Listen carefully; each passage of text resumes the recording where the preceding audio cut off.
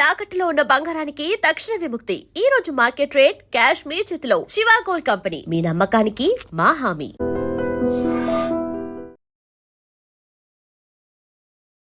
సంజీవరెడ్డి మామ సంజీవారెడ్డి మామ అయ్యయ్యో రామ రామ సంజీవరెడ్డి మామ అయ్యయ్యో రామ రామ సంజీవరెడ్డి మామ सुनो जी मेरा गाना कहता है तेलंगाना इंसान तुमको माना ऐसा कभी न जाना. ఇంటికో ఉద్యోగం అంటానే చూసినాం, బంగారు తెలంగాణను చూసినాం, బాగా సింగారించినది తెలంగాణ మొత్తం. నెక్స్ట్ బీజేపీకి ఇస్తారట తల్లిని చంపి బిడ్డను పుట్టించిన స్టేట్మెంట్ ప్రచార పాలన అని ఎందుకు విమర్శిస్తున్నారు? ఫస్ట్ ఏడాది 2 లక్షల ఉద్యోగాలు ఫిలప్ చేస్తా అని చెప్పింది కదా. ఓట్లు వేయించినాక మాకు సిప్ప చూపించారు నాయన అని చెప్పి రోడ్డు మీదకి వచ్చి వాళ్ళు మాట్లాడితే వాళ్ళని బూతులు మాట్లాడతారు, తిన్నింటి వాసాలు లెక్క పెడతారు కదా. రేవంత్ రెడ్డి తిన్నింటి వాసాలు తలగా పెడుతున్నారు. రైతు రుణమాఫీ పూర్తయిందని ప్రభుత్వం చెప్తుంది పృథ్వీ గారు, మీరేమో మీరు ఒకసారి అనాయంబడి ఊర్లలో కొంట పోదాం. మీరు ఇందిరమ్మ ఇళ్ళ గురించి కూడా మాట్లాడిండు, రాజకీయ జోక్యం ఉందని. మొన్న ఆత్మహత్య ప్రయత్నం చేసింది కదా, ఎండ్రిన్ దాగి సాగుమన్నాడు కదా రేవంత్ రెడ్డి. ఎండ్రిన్ దాగి సచ్చినా కానీ నేనైతే నౌకర్లియా. హైడ్రా వర్క్స్ చట్టబద్ధంగా జరుగుతున్నాయని మీ ఫీలింగా, లేకపోతే పేదల ఇళ్ల మీద చేస్తున్న దాడిగా చూస్తారా? ఎట్లా చూస్తారు? హైడ్రా ఎక్కడ బెదిరియాలే, వసూలు చేయాలి, ఈ లెక్కన తయారైంది. బీసీలకి దగ్గరగా ఉన్న ప్రభుత్వం అంటే బీఆర్ఎస్ఆ కాంగ్రెసా? అరే మహేష్ కుమార్ గౌడ్ని చేస్తే మొత్తం గౌడ్లలో మొత్తం బాగుపడరు నాయన.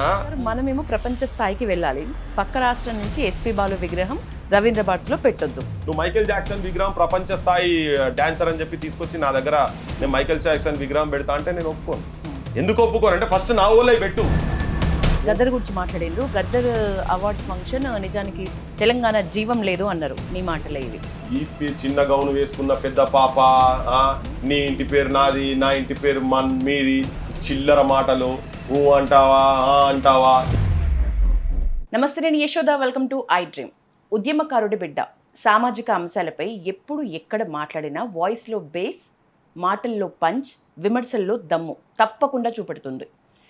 ఆ పర్సన్ ఎవరంటే ఎవరు కాదు, మనకి తెలంగాణలో ఒక ఫైర్ బ్రాండ్గా సమస్య వచ్చిన ప్రతి చోట కనిపించే తెలంగాణ క్రాంతి దళ్ ఫౌండర్ మనతో పాటు ఉన్నారు పృథ్వీరాజ్ సార్.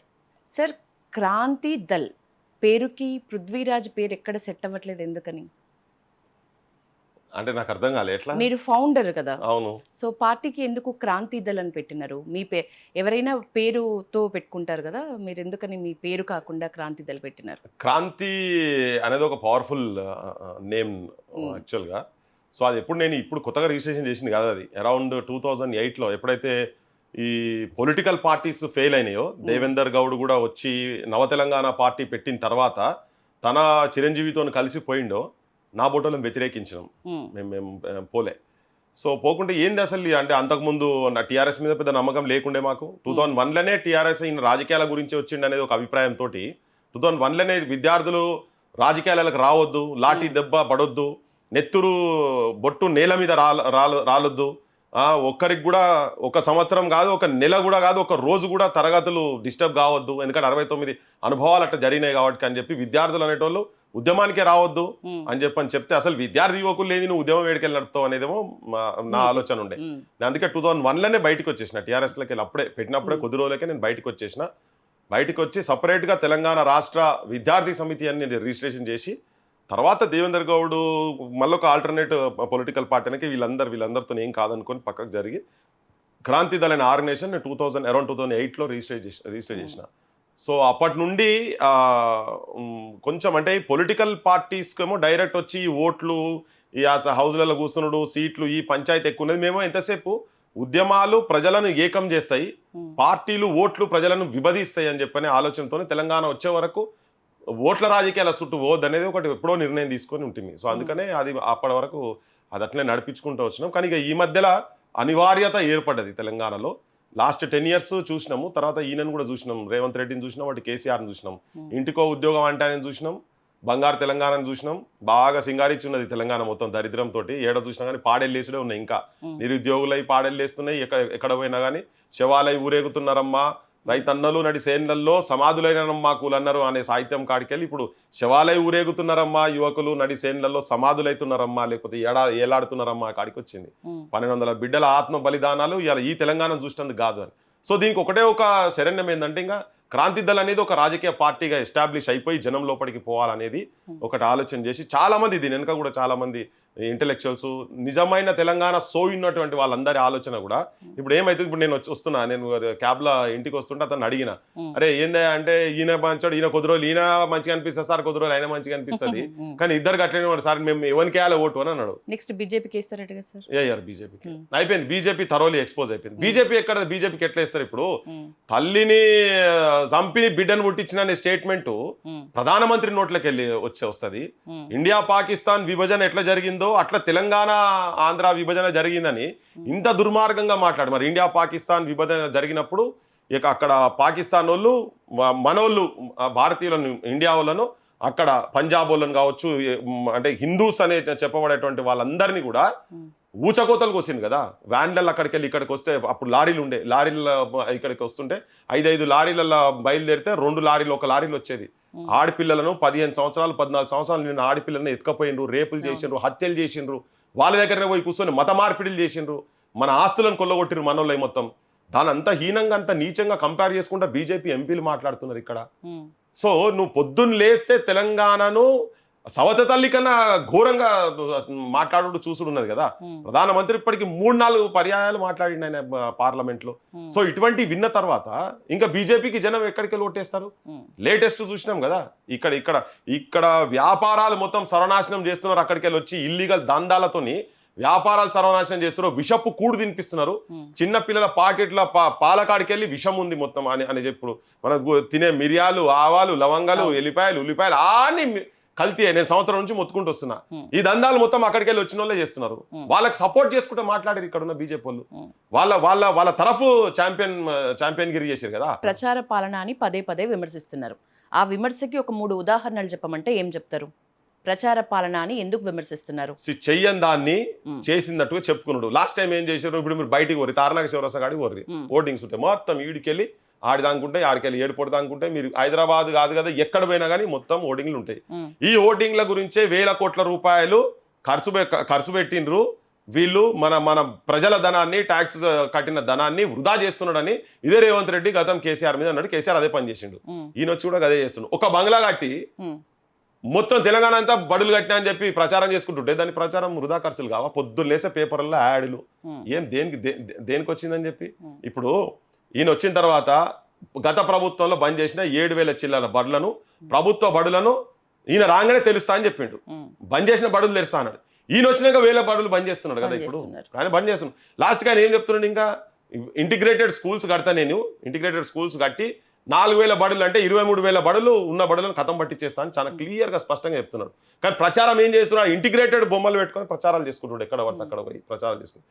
చెయ్యని దాన్ని చేసినట్టుగా. ఇప్పుడు రైతులకు ఉన్నది, కౌలు రైతులకు కూడా ఈయన పైసలు ఇస్తానడా లేదా? ఒక్క రైతు కన్నా ఇచ్చిండా? కానీ మేము రైతులను మొత్తం కాపాడుతున్నాం, మేము చేస్తున్నాం, ఇది చేస్తున్నాం, అది ఆడవాళ్ళని కోటీశ్వరం చేస్తా అంటున్నాడు. చీరలు ఇచ్చి కోటీశ్వరం చేస్తా అని చెప్తున్నాడు. డిగ్రీలు పీజీలు చదివినటువంటి వాళ్ళకు ఉద్యోగాలు ఫస్ట్ నువ్వు వచ్చిన ఫస్ట్ ఏడాదే 2 లక్షల ఉద్యోగాలు ఫిలప్ చేస్తా అని చెప్పింది కదా. తర్వాత ప్రతిసారి June 2 రోజు జాబ్ క్యాలెండర్ ప్రకటించి ఆ రోజు మొత్తం సంవత్సరం ఈ రిక్రూట్మెంట్ చేస్తుంది కదా. చేసిండ్రా? లేస్తే కూర్చుంటే మేము 70,000 ఉద్యోగం ఫిలప్ చేసి 70,000 ఉద్యోగం. ఇదంతా బక్వాస్ కదా. Empty vessels make more noise లెక్క ఖాళీ డబ్బాలు వాళ్ళన్నీ అలా నోర్లు. అది నోర్లే ఆ మూసిలన్నా ప్రాపర్గా శుద్ధి చేసే సాఫ్ అయితే కావచ్చు, కానీ వీళ్ళ నోర్లు వీళ్ళ మనసులు మాత్రం జరగాయి. క్లియర్. నిరుద్యోగ హామీలు పూర్తిగా విమర్శించిండ్రు అని మీరు అంటున్నారు. పూర్తిగా విమర్శించిన హామీ అంటే ఏది మీ దృష్టిలో నిరుద్యోగులకు సంబంధించి? విస్మరించిన హామీ క్లియర్ కట్ గా 2 లక్షల ఉద్యోగాలు, 4,000 వృత్తి ఇస్తాడు. నౌకరు ఇచ్చే వరకు 4,000 వృత్తి ఇస్తాడు. ఆత్మగౌరవంతో ఉండాలి. అప్పటిదాకా మీరు తిండి తినాలంటే అశోక్ నగర్ లా తర్వాత ఎక్కడెక్కడైతే ప్రిపేర్ అవుతారో ఆడ అన్నం పెడతా అని చెప్పిండు. ఇవన్నీ జరిగినాయి నిరుద్యోగులకు. ఇంకోటి ఏం ఎంట్రీ ఫీజు లేకుంటే ఏం అప్లికేషన్ ఫార్మ్స్ ఫీజు ఏం లేకుండా చేస్తాడు. అన్నిటికీ పెడుతున్నాడు. ఇప్పుడు నిన్న మన కానిస్టేబుల్ చూసినాం కదా, మొత్తం వాళ్ళే జీవోలు తెస్తారు. ఇలా 19,000 వేకెన్సీస్ ఉన్నాయి పోలీస్ డిపార్ట్మెంట్ లో. SIPCలు అనౌన్స్ చేసినాయని 7,000 చిల్లర అనౌన్స్ చేశారు. అలా దానికే కదా రోడ్ల మీద వచ్చి మొత్తుకుంటున్నది వాళ్ళంతా క్లియర్ కట్ గా. ఇంకోటి ఏంది, వాళ్ళు చేసిన తప్పుకు వాళ్ళు వచ్చి బయటికి వచ్చి పిల్లలు వచ్చి పాలిటీషియన్స్ రేవంత్ రెడ్డి వీళ్ళు చేసిన తప్పుకు, గవర్నమెంట్ చేసిన తప్పులకు వీళ్ళు బయటికి వచ్చారా? మీరు ఈ తప్పులు చేసిరు, మాకు ఈ వాగ్దానాలు చేసిరు, వాయిదాలు పెట్టిరు, మాకు మాకు కంపల్సరీ మేము ఫిలప్ చేస్తామని చెప్పిండ్రు. మేము మీకు అధికారంలోకి వచ్చేందుకు మేము మీ గురించి తిరిగినాము, మా ఊళ్ళని ప్రాధాయపడ్డాము, కాళ్ళు మొక్కినాము, కడుపులో తలకాయ పెట్టినాము, గదవ పట్టుకున్నాము, బతిలాడినా మా ముసలిని కూడా బతిలాడి మీకు ఓట్లు వేయించినాము. ఓట్లు వేయించినాక మాకు సిప్ప చూపించారు నాయన అని చెప్పి రోడ్డు మీదకి వచ్చి వాళ్ళు మాట్లాడితే వాళ్ళని బూతులు మాట్లాడతారు, వాళ్ళని లట్లతో కొడతారు. ఇది ఎక్కడిది? ఏ హామీ ఫిలప్ ఏ హామీ నెరవేర్చిండ్రు వాళ్ళు? ఏది మాట మీద లేరు వాళ్ళు. నిరుద్యోగుల విషయం కావచ్చు, నువ్వు ఏ విషయం, ఈవెన్ పెన్షన్స్ విషయం. డిఎస్సి గ్రూప్స్ ఈ అభ్యర్థుల ఆందోళనని ప్రభుత్వం సీరియస్ గా తీసుకోవట్లేదు అన్నారు మీరు. వాళ్ళకి సంబంధించి మీరేం చెప్తారు? మీరు ఎట్లాంటి సందేశం ఇస్తారు? ఒక్కటే, ఓటు వేసేటప్పుడు ఇప్పుడు ఏందంటారు కదా, దున్నపోతు గడ్డేసి బర్రెకు పాలు విండితే వెళ్ళే అని చెప్పనే సామెత జనానికి మొత్తం తెలుసు కదా. సో ఇప్పుడు ఏమవుతుందంటే మనం ఉద్యమాలు చేస్తున్నాం, చేసుకుంటూ పోతూనే ఉన్నాం. ఓటు చైతన్యం రావాలి జనం లోపల క్లియర్ కట్ గా. ఎవరు పడితే వాళ్ళు ఇప్పుడు మొన్నటిదాకా ఈయన రేవంత్ రెడ్డికి చేస్తలేడని చెప్పి మనం ప్రొటెస్ట్ చేసుకుంటూనే మళ్ళీ బీఆర్ఎస్ వాళ్ళు మీటింగ్ పెడితే ఈ నాయకులు మొత్తం పోయి ఆడ ఈ విద్యార్థులు అయితే ఆడ కూర్చున్నారు. ఇట్లా కాదు ఇది. అట్లా వాళ్ళు ఆల్రెడీ చేసిన వాళ్ళే కదా, వాళ్ళు ఆల్రెడీ ముంచిన వాళ్ళే కదా. ప్రవళిక అనే నిరుద్యోగ యువతి ఆత్మహత్య చేసుకుంటే అది లవ్ అఫేర్ అని చిత్రీకరించే స్థాయికి దిగజారినటువంటి పాలకులు లాస్ట్ టైం ఉన్నారు కదా. చాలా క్లియర్ గా ఆమె అసలు ఆస్పిరెంటే కాదు, ఆమె ఏం రాయలేదంటే 3 హాల్ టికెట్లు తీసుకుపోయి మేమంతా తీసుకుపోయి చూపించినాం కదా. ఇవో చూడు ఎగ్జామ్ నీ కళ్ళు ఉంటే చూడరా నాయనా నువ్వు అని చెప్పి, నటించకు నువ్వు చూడు ఇవని చెప్పని. అంటే అట్లా మాట్లాడినటువంటి వాళ్ళు నిరుద్యోగులు ఏది చేసినా, దారుణాలు చేస్తే ధర్నా చౌకులు కూడా వీకే, ఏది చేసినా లట్టతో కొట్టించి రాత్రిపూట అంతా అరెస్ట్ చేసి తీసుకుపోయారు. ఆయన దగ్గర పోయి ఈ గవర్నమెంట్ కూడా అదే చేస్తారు. మళ్ళీ వస్తే ఆయనకి అదే పని చేస్తారు కదా, ఇంతకుముందు చేసినప్పుడు అదే పని చేస్తారు. అందుకని ఏంటంటే సోయికి రావాలి రాజకీయ పార్టీలు. వాళ్ళు చేస్తున్నటువంటి డ్రామాలు, తతంగాలు, జార్ఖండ్ ఉద్యమాలు, ఇప్పుడు లేటెస్ట్ ఉద్యమాలను కూడా ఉదాహరణ తీసుకోవాలి. ఢిల్లీలో జరిగినటువంటి మూమెంట్స్ కావచ్చు. నేను ఊకే చెప్తా, తెలంగాణ అనేది ఈ దేశానికి కాదు ప్రపంచంలోనే ఉద్యమాలకు ఒక రోల్ మోడల్ లెక్క. అది ముఖ్యంగా యువకులకు, విద్యార్థి ఉద్యమాలకు అదొక రోల్ మోడల్. సో మంది ఉదాహరణ తీసుకొని చేస్తుంటే మన దగ్గర కొంతమంది చైతన్యం లేదని కాదు, పోరాట పటిమ లేదని కాదు, కొంత డైవర్ట్ అవుతున్నారు. అదేంటంటే ఒక నిస్సహాయ స్థితిలోకి పోయి తెలంగాణలో కూడా ఏమైపోయిందంటే అలసిపోయింది బాగా. చేసి చేసి చేసి పోరాటాలు చేసి ఉద్యమాలు చేసి ఎవరన్నా ఒకరు సేవియర్ ఉంటాడేమో అనుకొని తెలంగాణను వ్యతిరేకించినటువంటి వ్యక్తి బెల్లి లలితను, గదరలను కాల్చినప్పుడు కూడా బెల్లెతనో సంపిరు, నరికి సంపిరు, గదరలను కాల్చినప్పుడు ఆ పార్టీలో ఉన్నటువంటి రేవంత్ను కూడా జనం క్షమించారు. కానీ రేవంత్ అది మొత్తం మర్చిపోయింది ముఖ్యమంత్రి అయిన తర్వాత. అంటే జనం పోని ఈయననే ఏమైనా చేస్తాడేమో, ఆడ రాహుల్ గాంధీ ఓ యువకుడు అనుకుని ఈయనను కూడా గట్టిని అనుకొని చేసిండ్రు. కానీ వీళ్ళ నమ్మకాలను వమ్ము చేసింది. తిన్నింటి వాసాలు లెక్క పెడతారంటారు కదా, రేవంత్ రెడ్డి తిన్నింటి వాసాలు తలగబెడుతున్నారు. ఆ యువకుల జీవితాలను నాశనం చేసి మళ్ళీ ఇప్పుడు కొత్త కథ ఏం చెప్తుండ్రు. నిన్న మొన్న ఒక వరంగల్ ఉపన్యాసం ఇచ్చుకుంటూ చెప్తాడు, అరే మీరు బయట తిరిగితే కేసులు అయితే అని బెదిరిస్తున్నాయి. ఉల్టా ఎవరిని బెదిరిస్తున్నావా? కేసులు అయితే చూసుకుందాం, నువ్వు ఎన్ని కేసులు పెడతావో చూసుకుందాం. నువ్వు మాత్రం కథం అయిపోతావు. నువ్వు రాజకీయంగా నిన్ను బొందబెట్టుడు తెలంగాణ ప్రజలు మాత్రం ఫిక్స్ అయిపోయినారు, డిసైడ్ చేసుకున్నారు. రైతు రుణమాఫీ పూర్తయిందని ప్రభుత్వం చెప్తుంది పృథ్వీ గారు, మీరేమో చాలా వేల సంఖ్యలో మిగిలి ఉన్నారని అంటున్నారు. ఆధారాలు ఉన్నాయా? మీరు ఒకసారి అనాయంబడి ఊర్లలో పంట పోదాం. ఎందుకు ఇప్పుడు మనం ఇట్లా మాట్లాడుకునేందుకు నేను చాలా పోయినా ఇంతకు ముందు. మనమే ఊర్లలో పంట పోదాం, మీరు రాండి ఒక 4 రోజులు నాయంబడి రాండి, తిప్తా ఎక్కడెక్కడ ఎంతెంత మందికి అయినా ఏంది, పెన్షన్లు ఎంత మందికి వస్తున్నాయి, ఏంది ఇదంతా అని చెప్పని ఒకసారి పోదాం. జనంలో కూడా పోతే కదా జనంకు తెలిసేది. నువ్వు ఎక్కడైనా కానీ ఫీల్డ్ మీద పోయి ఫ్యాక్ట్స్ మాట్లాడితే జనానికి అర్థమవుతుంది. ఇప్పుడు వాళ్ళు మొన్నదాకా అన్నారు కళ్ళ ఎక్కడ మొత్తం అన్నీ అయిపోయినాయి కదా అని చెప్పింది. నేను ముఖ్యమంత్రి యాదగిరిగుట్టకు పోయి అక్కడ ఏదో ఆయన గురుకుల పాఠశాల ఓపెన్ చేస్తున్నాడు, వేద పాఠశాల ఓపెన్ చేస్తుందంటే దానికి కూతవేటి దూరంలో పోయి మొత్తం వడ్డ కళ్ళల కాడ, ఐకేపీ సెంటర్ల కాడ మొత్తం తిరిగిన నేను ప్రాక్టికల్ గా పోయి. ఈయన అక్కడికే వస్తున్నాను కానీ గాడి కాదు పోయి ఈడికి కూడా రా. అప్పటికి నెల 15 రోజులు 2 నెలలు అక్కడ కాంటా తీసినటువంటి వడ్లాడ వడి ఉంటే కాంటా అయినటువంటి వడ్లు చెదలు పట్టినాయి. టర్మైట్ వచ్చి చెదలు పట్టి మొత్తం చూపించింది అదంతా. ఆ ఒక్క రైతు దగ్గర రాత్రి లేపిండ్రు. మళ్ళీ నేను 15 రోజుల తర్వాత మళ్ళా అదే ప్రాంతానికి మళ్ళీ తిరిగిన. ఆ లేన్ మొత్తం మళ్ళా మొత్తం సేమ్ అట్లనే ఉన్నాయి. అవి కూడా చూపించిన. ముంగట ఒక దగ్గరనైతే బలిగొండ దగ్గర ఒక విలేజ్ లో ఆపోజిట్ లో డెల్టా స్కూల్ అని ఒక స్కూల్, ప్రైవేట్ స్కూల్ ఇనాగ్రేషన్ కి ఎమ్మెల్యే పోతాడు. రైతులు ముంగట 15 రోజుల నుంచి పడిగాపులా కాస్తున్నారు. అప్పటికే తెలంగాణలో మెదక్లా ప్రాంతంలో మొత్తం కుప్పల మీద ఎండకు వాళ్ళు ఎండ దెబ్బ తగిలి రైతులు చచ్చిపోయారు. అటువంటి చూస్తున్నాం. కుక్కలకు కావాలండాలి, పందులకు కావాలండాలి, రాత్రిపూట దొంగలకు కావాలండాలి. ఇవన్నీ తర్వాత కనీసం లారీలు కూడా రాక కాంట అయినా కూడా నేను చూపిస్తాను. వర్షానికి వరదలైపోవాలి, మళ్ళీ అక్కడనే మొలకలు ఎత్తాలి. అవి ముఖ్యమంత్రి ఎమ్మెల్యే అక్కడ ఉంటాడు. నేను పోయినా, మా ఇద్దరికి కన్ఫ్రంటేషన్ జరిగింది, చూపించినాం, జనానికి కూడా చూపించినాం. ఇగో ఇది ఫ్యాక్ట్ అని చెప్పాలి. సో నువ్వు ఏమి అబద్ధాలు చెప్పుకుంటా చెప్పుడో మాటలు మాత్రం కూటలు దాటుతాయి, చేతలు గడప దాటాయి లెక్క ఉన్నది వాళ్ళదంతా. సో ఇట్లా నువ్వు ఏ సమస్య తీసుకోండి. మీరు ఇందిరమ్మ ఇళ్ళ గురించి కూడా మాట్లాడిండు, రాజకీయ జోక్యం ఉందని. దానికి సంబంధించి అంటే జోక్యం ఉంది అని మీకెట్లా తెలిసింది? సౌ బాత్కి ఏక్ బాత్. ఉమ్, నేను మొన్న ఖమ్మం పోయినా. ఖమ్మంలో నిరుద్యోగ యువకుడు మొన్న ఆత్మహత్య ప్రయత్నం చేసింది కదా, ఎండ్రిన్ దాగి సాగుమన్నాడు కదా రేవంత్ రెడ్డి. ఎండ్రిన్ దాగి సచ్చినా కానీ నేనైతే నౌకర్లియా, మీరు మోకర్లినా, ఏం చేసినా బాయిలవాడి సచ్చినా ఇయ్యా అని చెప్పి మాట్లాడిండు కదా. లెటర్ రాసిండు ఆయన, ఉప ముఖ్యమంత్రి పేరు రాసిండు, ముఖ్యమంత్రి పేరు రాసి ఆ పిల్లగాడు మందుగోళీలు మింగిండు. నేను ఆయన పరామర్శిస్తేందుకు పోయి మాట్లాడతా. పిల్లాడు క్లియర్గా చెప్పిండు, మా ఊర్లో ఆ పిల్లాడు గౌడు, మా ఊర్లో 5 ఎకరాలు ఉన్నటువంటి వాళ్ళకు డబల్ బెడ్రూమ్ వచ్చింది, మాకు భూమి లేదు, మా అమ్మ కొద్దిగా మెంటల్లీ రిటార్డెడ్, అయినా నేను చెవులకు దూదులు పెట్టుకొని ఏదన్నా కాంపిటేటివ్ ఎగ్జామ్ వస్తుందేమో ఒక ఆశతోటి నేను చదువుకుంటా ఉన్నా. మా అమ్మ ఎప్పుడు గట్టిగా మాట్లాడుతుందో ఎప్పుడు కాముకుంటుందో తెలియదు, ఆ మందుగోళీల ప్రభావం బట్టి ఉంటుంది. కానీ నాకు ఒక జీవితంలో ఒక ఆశయం ఉన్నది, నేను నౌకరు రావాలని. కానీ ఈ ప్రకటనలు ఇవన్నీ చూస్తుంటే నాకు ఆశ నిర్వీర్యం అయిపోయింది. కనీసం డబల్ బెడ్రూమ్ కూడా ఇయ్యలేదు అని చెప్పిండు. అందుకే అదే రోజు చెప్పిన, యాడున్నా మిస్టర్ రేవంత్ గౌడ్, గౌలలో మీటింగ్ పోతే నేను గౌడ్ అంటాడు, గొల్లలో మీటింగ్ పోతే నేను యాదవ్ అంటాడు, ముదిరాజుల మీటింగ్ పోతే ఇంకోటి చెప్తాడు, ముందు కాపుల మీటింగ్ పోతే పాటిల్ అంటాడు. ఆయన యాడికి పోతే ఆ కులమని మాట్లాడతారు. మరి యాడున్నావా మిస్టర్ రేవంత్ గౌడ్? చూడు మరి 5 ఎకరాలు ఉన్నటువంటి ఆ ఊర్లో రాజకీయ జోక్యంతో ఉన్నోళ్ళకి ఇచ్చిర్రు. మరి వీళ్ళకి ఏం ఆస్తి లేదు, ఏం లేదు, ఇంట్లో ఒక మెంటల్లీ రిటార్డెడ్ తెలంగాణ ఆడబిడ్డ ఉన్నది, మరి వాళ్ళకైతే ఇవ్వాలి కదా. సరిపోదా మీకు? ఇవి ఎన్ని ఉదంతాలు చూపించాలి? ఏ ఊర్లోకి పోదాం చెప్పండి? బయట ఉట్టిగా ఇవన్నీ డబ్బా మాటలు వాళ్ళు మాట్లాడేటి, రేవంత్ మాట్లాడేటి డబ్బా మాటలు. వాళ్ళు అనుకుంటున్నారు, ఎన్నోకసారి వాళ్ళు చూసుకుంటారు, వాళ్ళ ఎన్ని సంగతి అంతా వాళ్ళకి ఎరికే, ఇవన్నీ ఏం చేస్తున్నారని వాళ్ళకి ఎరికే. రాజకీయ జోక్యం లేకుండా కొన్ని జాగాలో మంచిగా జరుగుతుండొచ్చు, కానీ నీకు మెజారిటీ మొత్తం రాజకీయ జోక్యంతో జరుగుతున్నట్టుగా ఉదాహరణలు కోకొల్లలు ఉన్నాయి. హైడ్రా వర్క్స్ చట్టబద్ధంగా జరుగుతున్నాయని మీ ఫీలింగా, లేకపోతే పేదల ఇళ్ల మీద చేస్తున్న దాడిగా చూస్తారా? ఎట్లా చూస్తారు హైడ్రా?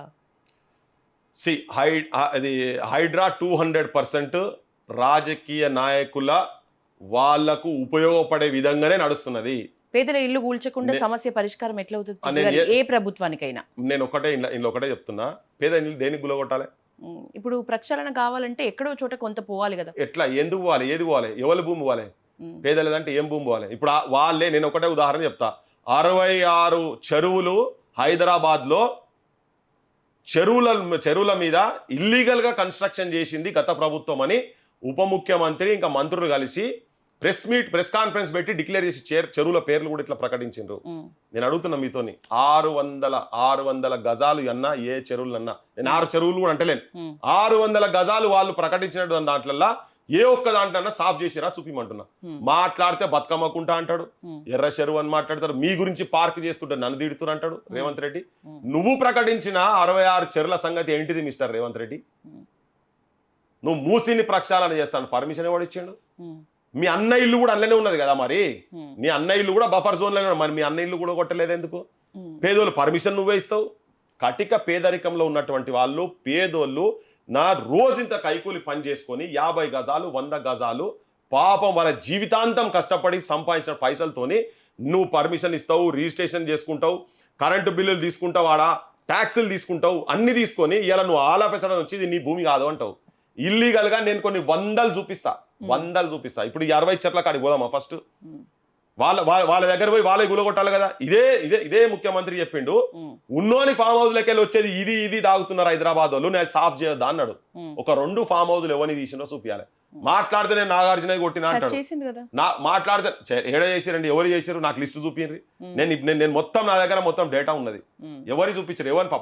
ఇప్పుడు ఇల్లీగల్ ఉన్నాయే కదా వీళ్ళ ఫామ్ హౌస్ల మీద డ్రోన్ కెమెరాలు పెట్టి తిప్పిండు కదా. ఏకంగా చంద్రశేఖర్ రెడ్డి ఎవరైతే అల్లు అర్జున్ మామ వాళ్ళ ఇంటిని కూడా టచ్ చేసిండ్రు, 18 ఫీట్ల వరకు ఇప్పుడు వెళ్తుంది. ఇది ఒక పెద్ద నిదర్శనమే కదా. ఇప్పుడు మీరు వస్తారా? నేను ఆదిత్య వాడు ఆడ కడుతున్నాడు గోకాపేటలో. మేము ఇది మా మొన్నటిదాకా ఇష్యూ మేగా పార్క్ వాళ్ళది ఒకటి ఇష్యూ అయింది కదా, అది అయినప్పుడు డైరెక్ట్ చెర్ల మూసిల కాలువల కడుతున్న దాన్ని ఆడ తీసుకుపోయి చూపించినాం మేము. అన్ని తీసుకుపోయి ఆడ మేము పోయినప్పుడు అనుకోకుండా ఒక గొల్లైనాడ గొర్రెల కాపరి గొర్రెలు పట్టుకొని పోతుంటే ఆయనతో మాట్లాడిపించినాం కూడా. ఇదన్నీ మా ఊళ్ళ భూములు వెనకట ఉండే, ఇదంతా కాలువనే కాదు సార్, ఇదంతా మొత్తం కాలువకి వచ్చి డైరెక్ట్ చేస్తున్నాం. పోయి ఆడ కూర్చొని దానికి ఎంట్రై చూపించినాం. వాళ్ళ దాంట్లో ముఖ్యమంత్రి కుటుంబం వాళ్ళకు 2 విల్లాలు వచ్చేసినాయి.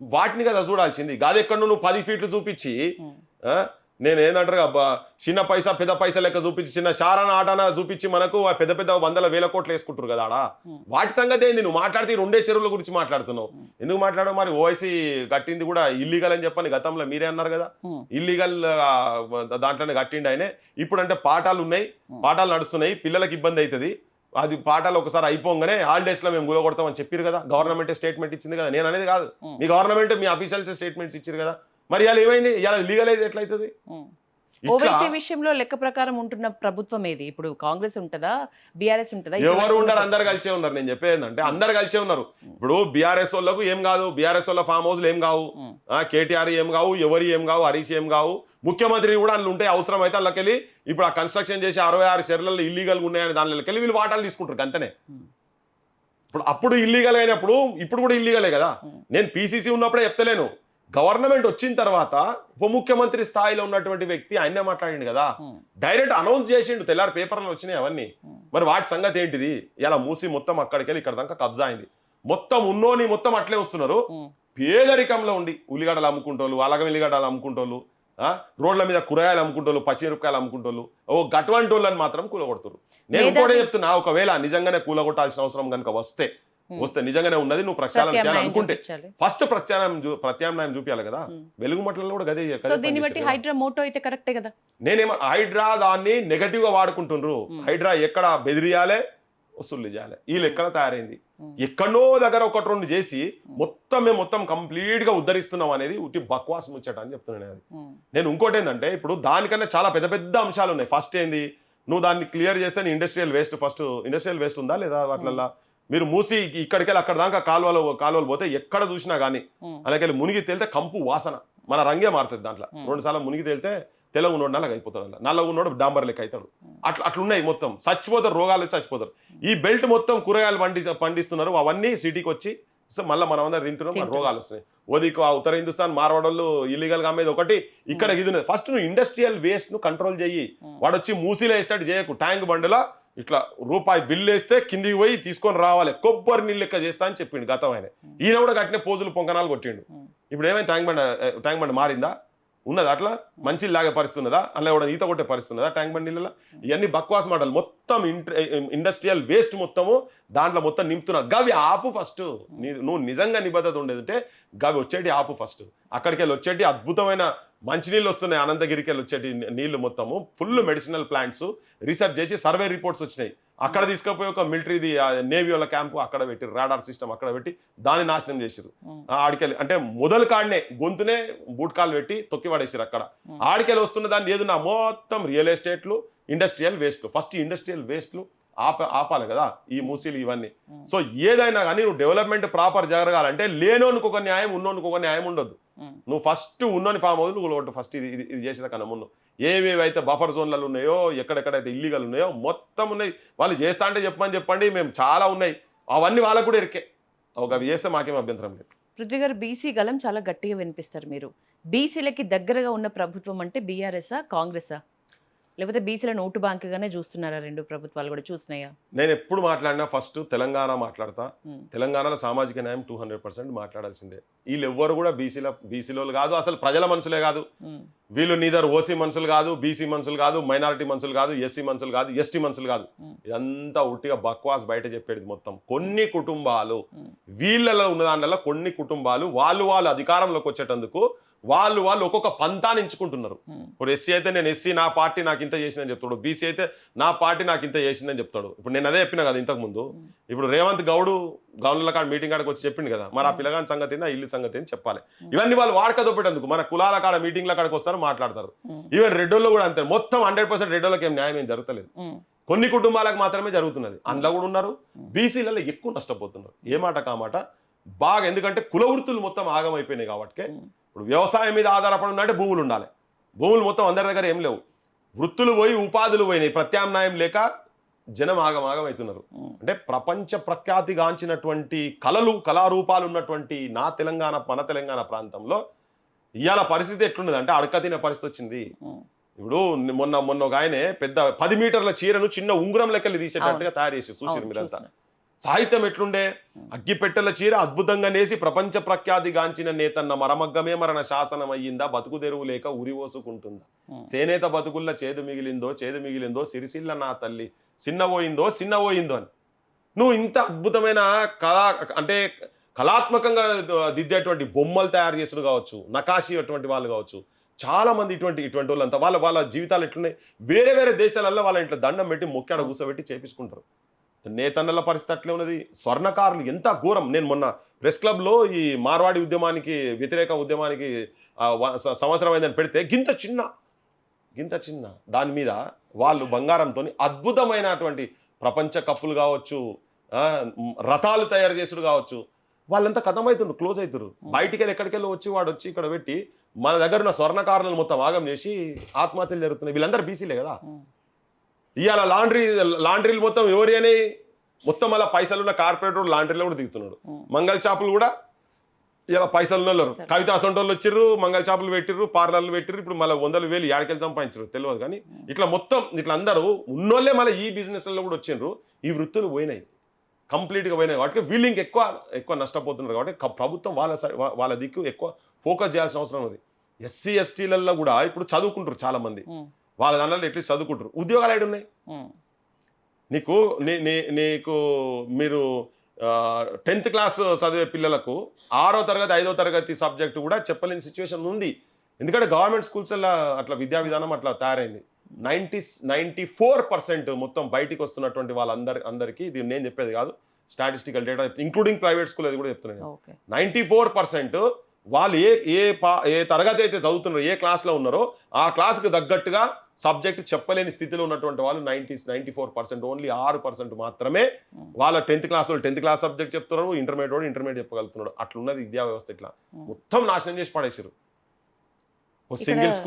సింగిల్ క్లాస్ రూమ్ స్కూల్స్ ఉన్నాయి, 2 క్లాస్ రూమ్ స్కూల్స్ ఉన్నాయి, సింగిల్ టీచర్ స్కూల్స్ 5,000 పైన ఉన్నాయి. ఇప్పటికి ఇంకా ఒకటే టీచర్. భారతదేశం మొత్తంలో నువ్వు మొత్తం సగటుగా చూస్తే 28% ఆఫ్ ఎన్రోల్మెంట్ లేనటువంటి స్కూల్స్ భారతదేశంలో చెప్తున్నాయి, తెలంగాణలో. ఆ సిచ్యువేషన్ ఉంది. లాస్ట్లో ఉన్న మనం విద్యలో కూడా అంతా మొత్తం స్కిల్ సెట్ ఇదంతా ఏంది, మిడిల్ క్లాస్ వాళ్ళు ఈయన చెప్పే మిడిల్ క్లాస్ కాదు, ఈయన చెప్పే కాదు, బీసీలు మొత్తం బీసీలల్లా మేజర్గా ఈ కుల వృత్తులు పోయే వరకు ఎక్కువ ఇబ్బంది పాలవుతున్నది వీళ్ళ దాంట్లో ఉన్నారు. ఏ ప్రభుత్వం కూడా వాళ్ళని ఆదుకుంటలేదు. ఉట్టిగా బయట చెప్తున్నారు. ఆయన మొన్న చెప్పుకుంటా అంటుండు, మాదేంది ఆయనదేమో ఫ్యామిలీ జస్టిస్, నాదేమో సోషల్ జస్టిస్ అని. సోషల్ జస్టిస్ అని నేను ముఖ్యమంత్రి అయితే పీసీసీని మావోని మహేష్ కుమార్ గౌడ్ను పీసీసీని చేసిన అని చెప్తున్నాడు. అరే మహేష్ కుమార్ గౌడ్ని చేస్తే మొత్తం గౌన్లోళ్ళు మొత్తం బాగుపడరు నాయన. గౌన్లోళ్ళు తాళ్ళు పోతున్నాయి, గౌన్లోళ్ళు పిల్లలు చదువుకుంటారు, వాళ్ళకు నౌకర్లీ అప్పుడు బాగుపడుతుంది. నువ్వు చెప్పిన ప్రైవేట్ వాళ్ళ దానివల్ల 80% నువ్వు తెలంగాణలోకి ఇస్తా అన్నావు. గది చదువుకున్న వాళ్ళకు స్కిల్ సెట్ చేయించి వాళ్ళకి ట్రైనింగ్ ఇప్పించి గల్ల చెయ్యి. గొల్లులో మీటింగ్ పోగానే సదర్ కాడికి పోగానే మా ఊళ్ళో భుజం మీద వేసేసి మా వాళ్ళు ఖతర్నాక్ ఉంటారు హైదరాబాద్లో పైల్వాన్లు అట్లా ఇట్లా, నేను కూడా రేవంత్ యాదవ్ అని చెప్తాడు. అరే వాళ్ళది ఎట్లా నాశనం అవుతున్నాయి, వాళ్ళ బతుకులు ఎట్లా నాశనం అవుతున్నాయి, ఇవన్నీ గవి చెప్పాలి కదా. గవన్నీ ఏం లేవు. ఏ కుల పోయి చేపల హోటల్ దగ్గర పోయి ఆ ముచ్చట చెప్తారు. అవి కాదు కదా. ఈయన ముచ్చట చెప్పేటప్పుడు కులాల గురించి చెప్తున్నాడు అంతేగాని వాళ్ళు ఎవరికో ఒకరిద్దరికి ఇప్పుడు నువ్వు పద్మశాలిలో ఒకరికి మంత్రి ఇచ్చే వరకు వాళ్ళందరికీ బాగుపడ్డట. ఆత్మహత్యలు ఆగిపోయినాయా? ఇప్పుడు కొండా సురేఖకు ఇచ్చిండ్రు అనుకో, ఆయన భర్త వాళ్ళు ఒకరు పద్మశాలి ఒకరు ఇది కదా, ఇద్దరు పద్మశాలికి ఇచ్చారని అనుకుందాం. పద్మశాలలో మొత్తం తెలంగాణలో అంతా బాగుపడేటరా? ఈయన అట్లా చెప్తున్నారు కదా. మరి ఆత్మహత్యలు ఆగాలి కదా, వాళ్ళు కూడా ఆత్మగౌరవంతో బతకాలి కదా, వాళ్ళు తయారు చేసేటన్ని ప్రాపర్గా పోవాలి కదా. అట్లా లేవు కదా. ఏ కులంలో అంటే వాళ్ళకు ఒక రాజకీయ పదవి పడేయంగానే ఆ కులం మొత్తం బాగుపడట. అట్లే ఇప్పుడు ఉన్నారన్లా వెంకటస్వామి ఉన్నాడు, మొత్తం మాలా వర్గం మొత్తం బాగుపడ్డట్టేనా ఆయనకి ఇస్తే? ఆయన ఇప్పుడు కోట్లకు 100 కోట్లు లక్షల కోట్లకు వెళ్ళిపోయాడు. గట్నే కొంతమంది ఉన్నారు. అట్లా మాదిగలు కావచ్చు, గొల్లోలు కావచ్చు, గౌన్లు ఎవరైనా కానీ వాళ్ళ దగ్గర ఉన్నటువంటి వాళ్ళకు ఒక 2 రాజకీయ పదవులు ఇయ్యంగానే ఆ కులాలు బాగుపడ్డట్టు కాదు. నీ సోషల్ జస్టిస్ అంటే ప్రతి ఇంట్లో ప్రతి పల్లెల్లో ఉన్నటువంటి ప్రతి పేద గుడిసెలో కూడా ఆత్మగౌరవంతో ఏ కులంలో ఉన్నటువంటి వాడు కూడా బతికే స్థాయి వచ్చినప్పుడు నువ్వు సోషల్ జస్టిస్ చేసినట్టు. నువ్వు రాజకీయ సమానత్వమైనా, విద్యా సమానత్వమైనా, ఆర్థిక సమానత్వమైనా, నువ్వు ఏ సమానత్వమైనా కిందికెళ్ళి క్షేత్రస్థాయికి వెళ్ళి జరుగుతూ ఉంటుంది. ఎప్పటికీ 50 ఏళ్ళ నుంచి ఒకటే కుటుంబమై వాళ్ళే ఎంపీలు ఉంటారు, వాళ్ళే మంత్రులు ఉంటారు, వాళ్ళే పైసలు సంపాదించుకుంటుంటారు, వాళ్ళే ఇల్లీగల్ దందాలు చేస్తుంటారు. వాళ్ళ ముఖాలు ఈ పార్టీ ఉంటే ఈ పార్టీ ఉంటారు, ఇంకో పార్టీ ఉంటే ఇంకో పార్టీకి పోతారు. ఈ కేసీఆర్రావు ఉన్నాడు బీసీ కేసీఆర్రావు కోడలకు పదవి ఇవ్వగానే కేసీఆర్రావుకి అయిపోయి కేసీఆర్రావు ఈ పార్టీలో మేధావే ఆ పార్టీలో మేధావే ఈయనతో కులం వరకు ఏదేం లేదు కానీ కేసీఆర్రావుని చూపించి 300 కాపులు దానం నాగేంద్ర చూసి 300 కాపులు కాదు కదా మొత్తం అవుతుండ్రా కిందికి వెళ్తే 300 కాపుల్లో చదువుకున్న వాళ్ళందరికీ నౌకర్లు వస్తున్నాయా గొల్లలోకి వస్తున్నాయా గౌన్లలోకి వస్తున్నాయా మాలలోకి వస్తున్నాయా మాదిగోలోకి వస్తున్నాయా సాకలోకి వస్తున్నాయా వడ్లకమ్మరలోకి వస్తున్నాయా సో ఇదంతా సోషల్ జస్టిస్ అనేది బక్వాస్ సెల్ఫ్ జస్టిస్ వాళ్ళు పైసలు ఎట్లా సంపాదించుకోవాలి ప్రజలను ఎట్లా బురిడి కొట్టాలి బోల్తా కొట్టేసి ప్రజలకు మత్పరిచి మాయ చేసి ఈ మన రోడ్ల మీద భాష అంటారు కదా బిస్కెట్ వేసిండ్రు ఆయన అన్నట్టు ఈ బిస్కెట్లు వేసి మనల్ని ఆగం పట్టించి వదులుతున్నారు కానీ ఉట్టి బక్వాస్ సంగతి ఆయన మీరు జెన్జీ కోరుకుంటున్నట్లుగా రిజర్వేషన్స్ కి వ్యతిరేకమా ఇప్పుడు జెన్జీ యూత్ అంతా అవినీతికి వ్యతిరేకంగా ఉన్నారు చాలా స్ట్రాంగ్ స్టెప్స్ చూపిస్తున్నారు అసలు ఎప్పుడు జరగని మొన్న మైల్ స్టోన్ అని చెప్పొచ్చు మొన్నటి ఢిల్లీ ధర్నా జంతర్ మంతర్ దగ్గర అట్లా వాళ్ళు అవినీతికి చాలా ఆపోజిట్ ఉంటున్నారు సేమ్ టైం రిజర్వేషన్స్ కోరుకోవట్లేదు రిజర్వేషన్స్ లేని ఎడ్యుకేషనే కావాలనుకుంటున్నారు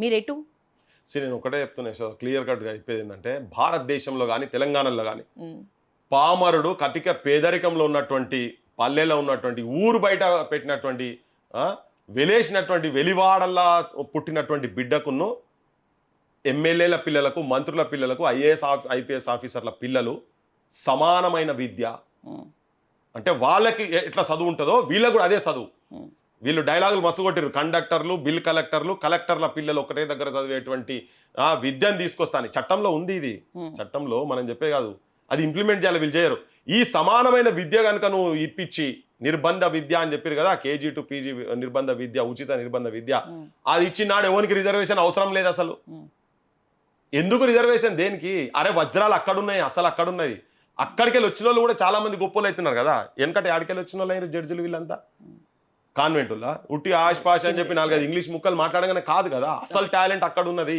వాడు కసితో జీవితంలోనే సాధించాలి మా నాయన కూలి పని పోతున్నాడు నేను కూలి పని పోవద్దు నేను ఆఫీసర్ని కావాలి కోట్ వేయాలి అంబేద్కర్ని ఆదర్శంగా తీసుకుంటున్నారు పూలేని ఆదర్శంగా తీసుకుంటున్నారు సుభాష్ చంద్రబోస్లను ఆదర్శంగా తీసుకుంటున్నారు ఎక్కడో ICS టాప్ అయ్యిండు క్యారెక్టర్ కూడా అటువంటి బిల్డప్ చేసుకుంటారు క్షేత్రస్థాయిలో నువ్వు సమాన విద్య ఇయ్యి కదా ఇచ్చినప్పుడు ఎవరు కావాలి రిజర్వేషన్ అసలు నేనైతే వ్యక్తిగతంగా చెప్తున్నా మా విధానం అయితే నువ్వు సమాన విద్య ఇచ్చి ఒక 4-5 ఏళ్ళు నువ్వు అట్లా నడిపినాడు ఒక్క బ్యాచ్ పోనీయండి అసలు రిజర్వేషన్ అవసరం లేదు ఎందుకు రిజర్వేషన్ దేనికి ఇవాళ వస్తలేరు ఆ బీసీలు ఎస్సీలు టాప్లో వచ్చి కూర్చుంటారు వాళ్ళు కూడా నువ్వు ఏ కాంపిటేటివ్ ఎగ్జామ్లల్లా నువ్వు ఓసీలకు ధీటుగా వాళ్ళు కూడా వస్తున్నారు ఇలా ఓసీలలో పేదరికం ఉన్నటువంటి వాడు కూడా గ్రామాలలో ఇబ్బంది పడుతున్నారు గ్రామాలలో గవర్నమెంట్ స్కూళ్ళలో చదివేటోళ్ళు మెజారిటీ బీసీలు ఎస్సీలు ఎస్టీలో ఉన్నారు మరి నువ్వు సమానమైన విద్య ఇచ్చినప్పుడు ఎందుకు రిజర్వేషన్ ఏం అవసరం లేదు మెరిట్ ఎక్కడ మెరిట్ అండి మొత్తం పైసలు ఎవనుకుంటాయో వానికి మెరిట్ అన్ని దందాలే కదా నీట్ పేపర్ లీక్ అయితే ఈ దేశంలో ఏ పేపర్ లీక్ కాలే లాస్ట్కు మొన్న గ్రూప్ 1 ఎగ్జామ్ కూడా మొత్తం దందానే కదా అది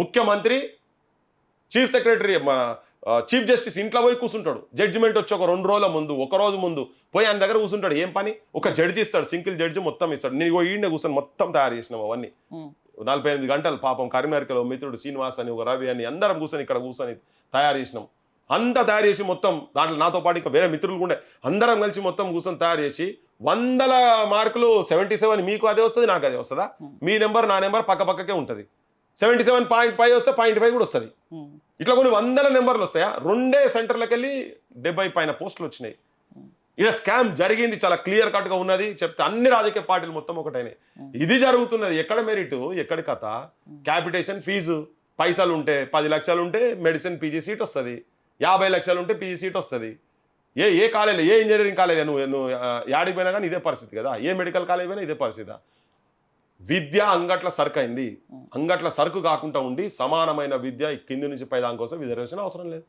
ఏదో రిజర్వేషన్ వేసి మనకేదో చేసినట్టు అరే ఊళ్ళో పోతే వాళ్ళ ఇంట్లో చదువుకొని పేరెంట్స్ ఉంటారు ఆ బోంగనే వాడు బర్లగాయ పొరా అంటాడు పెండదీ పొరా అంటాడు వాడు ఇల్లు వాకిలుడు అంటాడు వాడు అరే నాకు శాతం అయితే లేదురా రేపు పొద్దుగల కూలి పనికి నువ్వే పోవాలంటాడు కరెంటు పని పోతే కరెంటు పనికి అయ్యంబడి పోవాల్సిందే శనివారాలు ఆదివారాలు వస్తాయి మరి ఇక్కడ బయట కాన్వెంట్లో చదివేటోళ్ళు మొత్తం రాగానే సాటర్డే సండేలు కూడా అక్కడ ట్యూషన్స్ ఉంటాయి అడిషనల్ క్లాసెస్ ఉంటాయి ఇంగ్లీష్ కమ్యూనికేషన్ ఉంటుంది they are expose to world వాళ్ళకి అదంతా ఏం లేదు కదా ఇలా ఇంత పెద్ద ఇంటర్నెట్ అయ్యి ఏ ఊరికి పోయినా కానీ నీకు ఇంటర్నెట్ ఉన్న దగ్గర నువ్వు స్కూళ్ళల్లో కూడా మొత్తం నువ్వు డిజిటైజ్ చేయాలి కదా ఏ స్కూల్లో ఏ పాఠం ఏ టీచర్ చెప్తున్నది యశోద ఏ క్లాస్ ఉన్నది ఇలా తెలుగు చెప్తున్నదా లేదా ఏ పద్యం చెప్పింది నువ్వు న్యూయార్క్లో ఉన్నాడు కూడా కొట్టంగానే వస్తుంది కదా చెప్పిందా లేదా అని గంత టెక్నాలజీ పెరిగిన తర్వాత నువ్వు బడులు ఎందుకు బంద్ చేస్తున్నావు కింద సో నీ ఈక్వల్ సమానమైన విద్య వచ్చినాడు ఇప్పుడు ఆ మాత్రం విద్యను కూడా లేకుండా చేస్తున్నారు వీళ్ళు విద్య కూడా పెద్ద స్కామ్ మీకు ఒకటి చెప్తా జనానికి కూడా తెలవాలి ఇది 50 లక్షల పైన మన దగ్గర స్టూడెంట్స్ ప్రైవేట్ బడులలో చదువుతున్నారు. 50 లక్షలు నేను చెప్పేది కాదు, ఎన్ఎస్ఎస్ వాళ్ళు ఇచ్చిన Okay. రిపోర్ట్. ఓకే, ఒక తలసరి సంవత్సరానికి 50,000 రూపాయలు అనుకుందాం. నువ్వు ఇంటర్మీడియట్ 50,000 రూపాయలకు అసలు విద్య దొరుకుతుంది ఎక్కడైనా? ఇంటర్మీడియట్ 3rd క్లాస్ 4th క్లాసుల్లో కూడా సంవత్సరానికి 50,000 అవుతున్నాయి కదా. లక్ష ఇప్పుడు నేను తప్పు చెప్తే జనాలు తెలుస్తుంది పృథ్వీరాజ్ అంటే తప్పు చెప్తున్నాడని. నేను మినిమం చెప్తున్నా 50,000 అని. 80,000, 70,000, లక్ష రూపాయలు అవుతున్నాయి పిల్లలకు, అంతే కదా స్కూళ్ళల్లో. నేను 50,000 చెప్తున్నా సంవత్సరానికి. 50 లక్షల మంది చదువుకుంటుంటే 50 లక్షలు ఇంటూ ఫీజు 50,000, 25,000 కోట్ల రూపాయలు సంవత్సరానికి గవర్నమెంట్కు రావాల్సినటువంటి, గవర్నమెంట్ పేదలకు ఇవ్వాల్సినవి ప్రజల పైసలు ప్రైవేట్ యాజమాన్యాలకు వస్తున్నాయి. 1 పైసా కాదు, 22 పైసలు కాదు, 25,000 కోట్ల రూపాయలు ప్రతి సంవత్సరము జనం జేబులకు వెళ్ళి ప్రైవేట్ వాళ్ళకు పోతున్నాయి. అదే గవర్నమెంట్ కనుక ఈ విద్య ఇస్తే 25,000 కోట్ల రూపాయలు ప్రజల దగ్గర ఉంటాయి కదా. ప్రతి వ్యక్తి చదువుకు 50,000 వాళ్ళు ఉంటే సంవత్సరానికి ₹1,00,000 పెట్టినట్టే కదా. ఎవరికి కావాలి అని చీరలు పాడు కానీ జనాలు చూడంగానే మేము ఇందిరమ్మ చీరలు ఇచ్చినాము, ఇందిరమ్మ మీద బిచ్చగాళ్ళ జనం ఏమన్నా బిచ్చగాళ్ళని చేసి పడేస్తారు మొత్తం. వస్తుంటే చెప్తున్నాడు కళ్యాణ లక్ష్మి అయ్యా నువ్వు ₹1,00,000 ఇవ్వగానే వాడు బంగారం ఇస్తాను, వీడంటాడు డబల్ ఇస్తాను, తులం ఇస్తాను, వాడంటాడు. ఇది ఎక్కడి కథ ఇది? నువ్వు పీజీ చేసినావా, డిగ్రీ చేసినావా, ఏ కోర్స్ చదివితే ఆ కోర్సు నువ్వు చదివిన దానికి నేను నౌకరిస్తాను, నువ్వు నౌకరి ఫామ్ తీసుకుపోయి అపాయింట్మెంట్ లెటర్ అటువంటి ప్రభుత్వాలు కావాలి. అట్లా ఉంది పరిస్థితి కూడా అట్లున్నది కదా. సో ఇట్లా కొన్ని వేల కోట్ల రూపాయలు ఇవాళ ఈయన కట్టేటి అట ఎన్ని 229 కోట్లకు ఒక్కొక్క బడి అట. ఇప్పుడు ఈయన కట్టే ఇంటిగ్రేటెడ్ స్కూల్స్ టోటల్ దాదాపు 77 లక్షల మంది పిల్లలు ఉన్నారు. ఏది ఫస్ట్ క్లాస్ నుంచి నీకు ఇంటర్మీడియట్ వరకు. ఈయన ఇచ్చేది ఎంత ఒక బడిలా? ఆయన 2,000 అనుకుందాం, 2 లక్షల మంది 100 బడులకు చేస్తే దాదాపు 25,000 కోట్ల రూపాయలు ఎవరికి ఇచ్చిన కాంట్రాక్ట్? మళ్ళీ మేఘా కృష్ణారెడ్డికి 50,000 కోట్లు పెడితే తెలంగాణలో మొత్తం కేజీ టు పీజీ కాదు కదా, నీ రీసెర్చ్ వరకు కూడా ఒక్కసారి వన్ టైం ఇన్వెస్ట్మెంట్ సంవత్సరం 10,000 కోట్లు పెట్టండి ప్రతి బడ్జెట్లో. నువ్వు 15% పెడతాను విద్యకు, 15% పెడతలేవు కదా, 8% జీతాలకే పోతున్నాయి. చదివే ఇస్తలేవు, బంగ్లాలో పోయి కూర్చుంటే ఏడా కూలుతుందా అన్నట్టున్నది. హాస్పిటల్ పరిస్థితి అట్లే ఉన్నది. పందికొక్కులు లెక్క తిని బలుస్తున్నారు రాజకీయ నాయకులు. సో జనంకు ఘాటా చేస్తున్నారు. ఈ జెన్జీ వీళ్ళందరూ కూడా ఇటువంటి అంశాల మీద పడాలి ఫస్ట్. ఇటువంటి అంశాల ఈ రిజర్వేషన్ ఎవరికి కావాలి? ఎవరు అవసరం లేదు, రిజర్వేషన్ అవసరం లేదు. సమానమైన విద్య ఏంటి ఆడికంటాడికి కాంపిటేటివ్ స్పిరిట్లా ఇక్కడ కాదు, ప్రపంచమే మాకు ఇది బౌండరీ తెలంగాణ కాదు, భారతదేశం కాదు, ప్రపంచ స్థాయిలో పోతాం. ఇంతకుముందు లేకుండా ఇక్కడ యూనివర్సిటీ లేకుండా నలందాలు తక్షశిలాలు యాడికేలు వచ్చినాయి. వీళ్ళందరూ వచ్చి నాశనం పట్టించి అలా టాప్ 500 యూనివర్సిటీలలో భారతదేశంకి ఒక్క యూనివర్సిటీ కూడా లేదు. ఎందుకంటే చెత్త రాజకీయ వ్యవస్థ ఉన్నది. 80 ఏళ్ల స్వతంత్ర దేశంలో 80 కాదు 8 యూనివర్సిటీలు కూడా లేవు. ఫస్ట్ 100 లేవు, 200 లేవు, 300 లేవు, 400 లేవు, 500 కూడా లేవు. సిగ్గుచేటి ఇదంతా రాజకీయ వ్యవస్థ.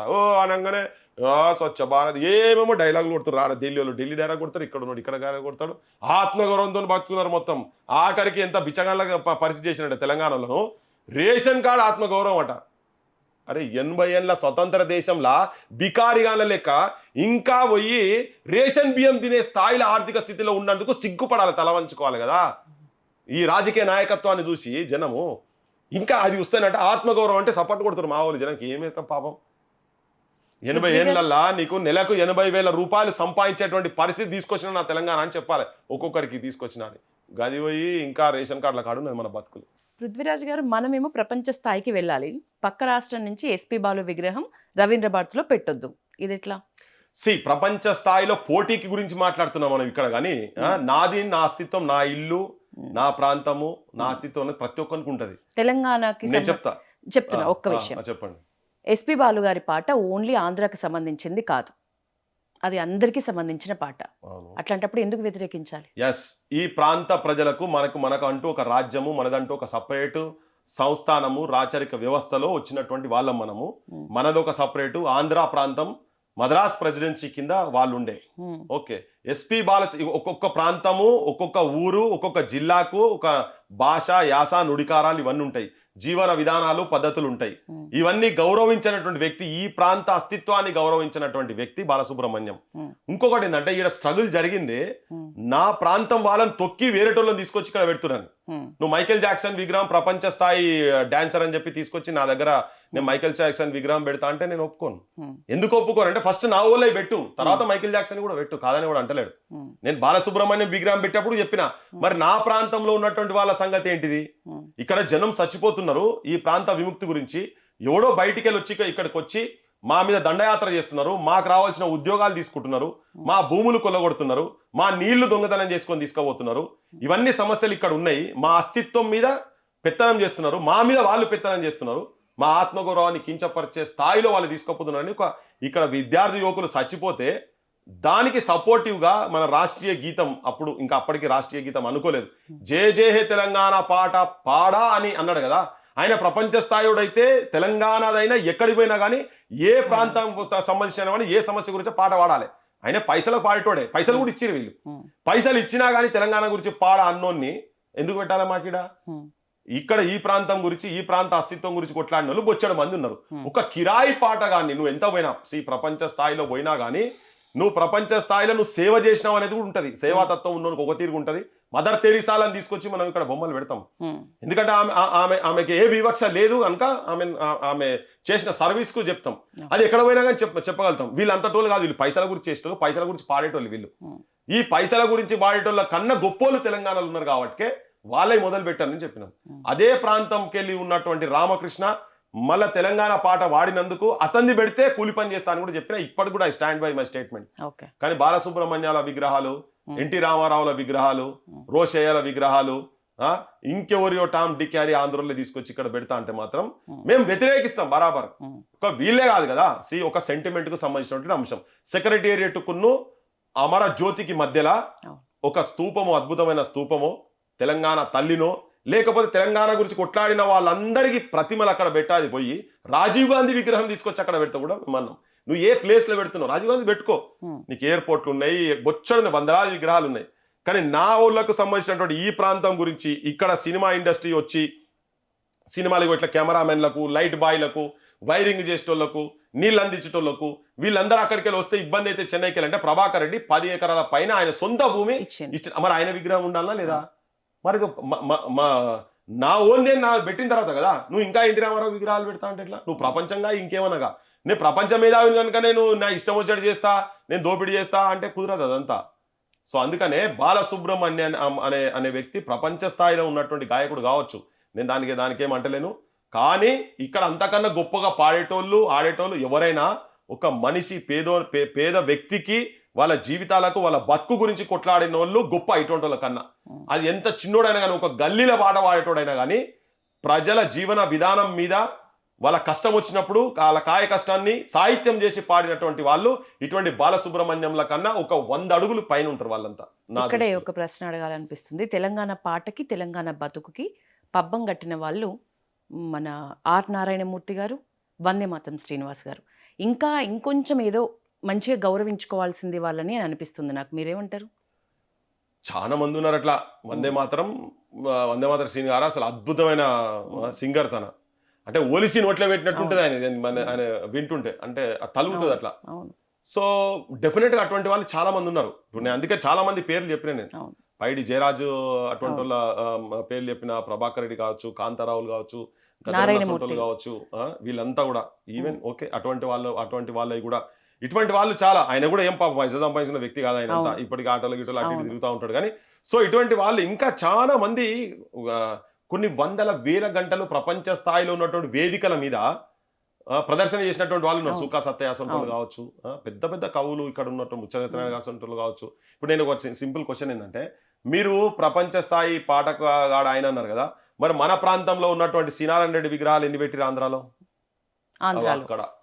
ఇప్పుడు ఇక్కడ ముఖ్యమంత్రులు చెన్నారెడ్డి ఎన్ని విగ్రహాలు పెట్టిరాడా చూపిమని చెప్పాడు. పివి నరసింహారావు ఎన్ని పెట్టిరు చెప్పరాదు. ఇవన్నీ ఎందుకు?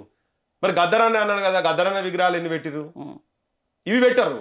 కానీ ఆయన కాడికి వచ్చినప్పుడు ప్రపంచ మేధావి అని మాత్రం మాట్లాడతారు. మరి పివి నరసింహారావు కూడా భారతదేశంలో మోస్ట్ సక్సెస్ఫుల్ పాలిటీషియన్ కదా, ప్రైమ్ మినిస్టర్ కదా ఆయన. మరి పివి నరసింహారావు గారి ఎన్ని విగ్రహాలు? జిల్లాకు ఒక విగ్రహం అన్న మినిమం ఉండాలా లేదా? ఉన్నదా? అందుకనే వాళ్లకు ఆ వేర్పాటువాదం, ఆ వివక్ష వాళ్ళు చూపిస్తారు కాబట్టి తెలంగాణ ప్రాంతం కవులు, కళాకారులు, రాజకీయ నాయకులు, సంఘ సంస్కర్తలు ఎవరున్నా వాళ్ళకు చిన్న చూపు, వాళ్ళని గౌరవించాలి. అక్కడ ఉన్న ప్రభుత్వాలు, అక్కడ ఉన్న రాజకీయ నాయకత్వం గౌరవించాలి.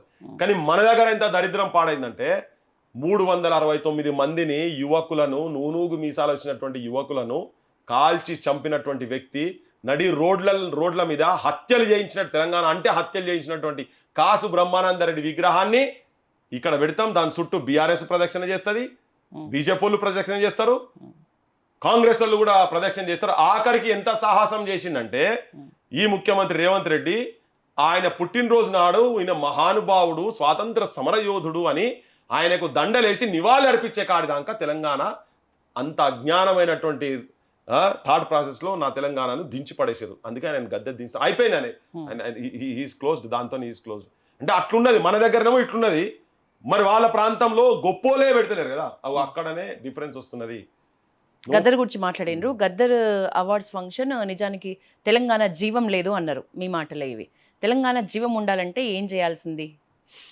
గద్దర్ సాహిత్యము, ఈ పల్లె పదాలు, ఈ పల్లె జీవన విధానాలు, వాటిని ప్రతిబింబించేటువంటిది, ఒక మార్పుకు ఆలోచన విధానాలు మార్చేటువంటి స్థాయిలో ఉన్నటువంటి సాహిత్యం కావాలి. ఈ చిన్న గౌను వేసుకున్న పెద్ద పాప, నీ ఇంటి పేరు నాది, నా ఇంటి పేరు మీది, ఈ చిల్లర మాటలు, అంటావా అంటావా, ఈ అడ్డమైన పాటలు, గివి వచ్చి పెట్టేటి.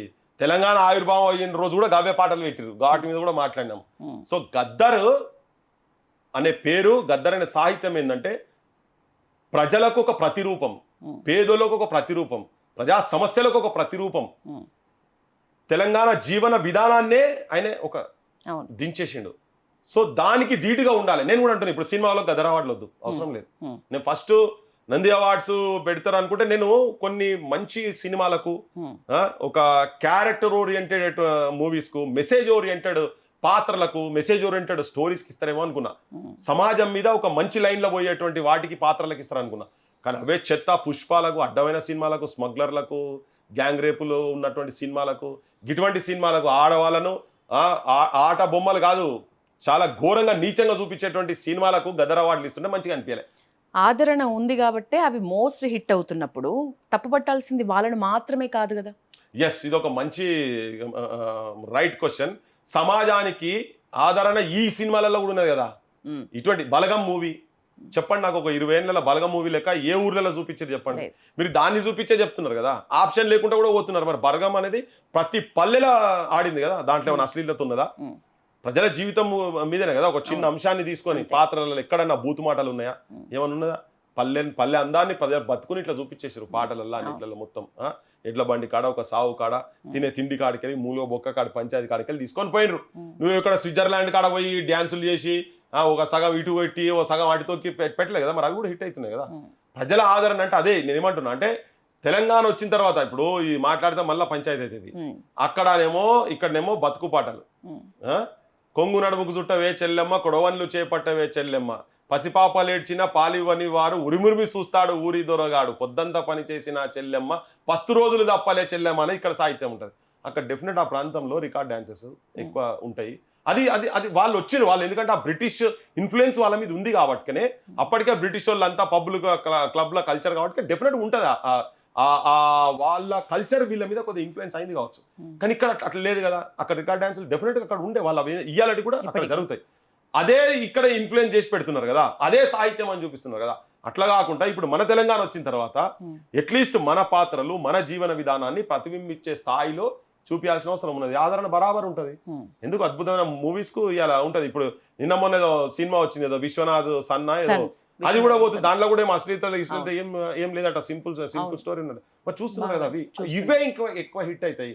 సో వాటిని ఆదరించొద్దు, వాటిని గౌరవ. ఆ బలగం సినిమాకు తీసుకొచ్చి నువ్వు అవార్డు కనుక ఇచ్చేది ఉంటే, ఏళ్ళకెళ్ళి కింద పౌరాణికం దాంట్లోకెళ్ళి నాటకాలు వేసేటోళ్ళు వచ్చి చేసిన ఆ సినిమాలో ఒకరొకరు అన్సంగ్ హీరోస్ మొత్తం కనబడ్డారు చాలా మంది. దాంట్లో వాళ్ళ వయసు అయిపోయింది చాలా మందికి, ఈ పాత్రలు వేసుకుంటా అంతా కబ్జా చేసి పెట్టారు పైన మొత్తం. కొంతమంది కొన్ని కుటుంబాలు జనం మీద రుద్దుతున్నారు వాటిని. థియేటర్లు కూడా వాళ్ళే తీసుకొని, సినిమాలు ఆడాలంటే కూడా వాళ్ళే పెట్టుకొని, పేదోడు కూడా సినిమా తీస్తే కూడా వానికి బయటికి రాదు, ఆడదు. ఇది ప్రాక్టికల్ గా జరుగుతున్నది.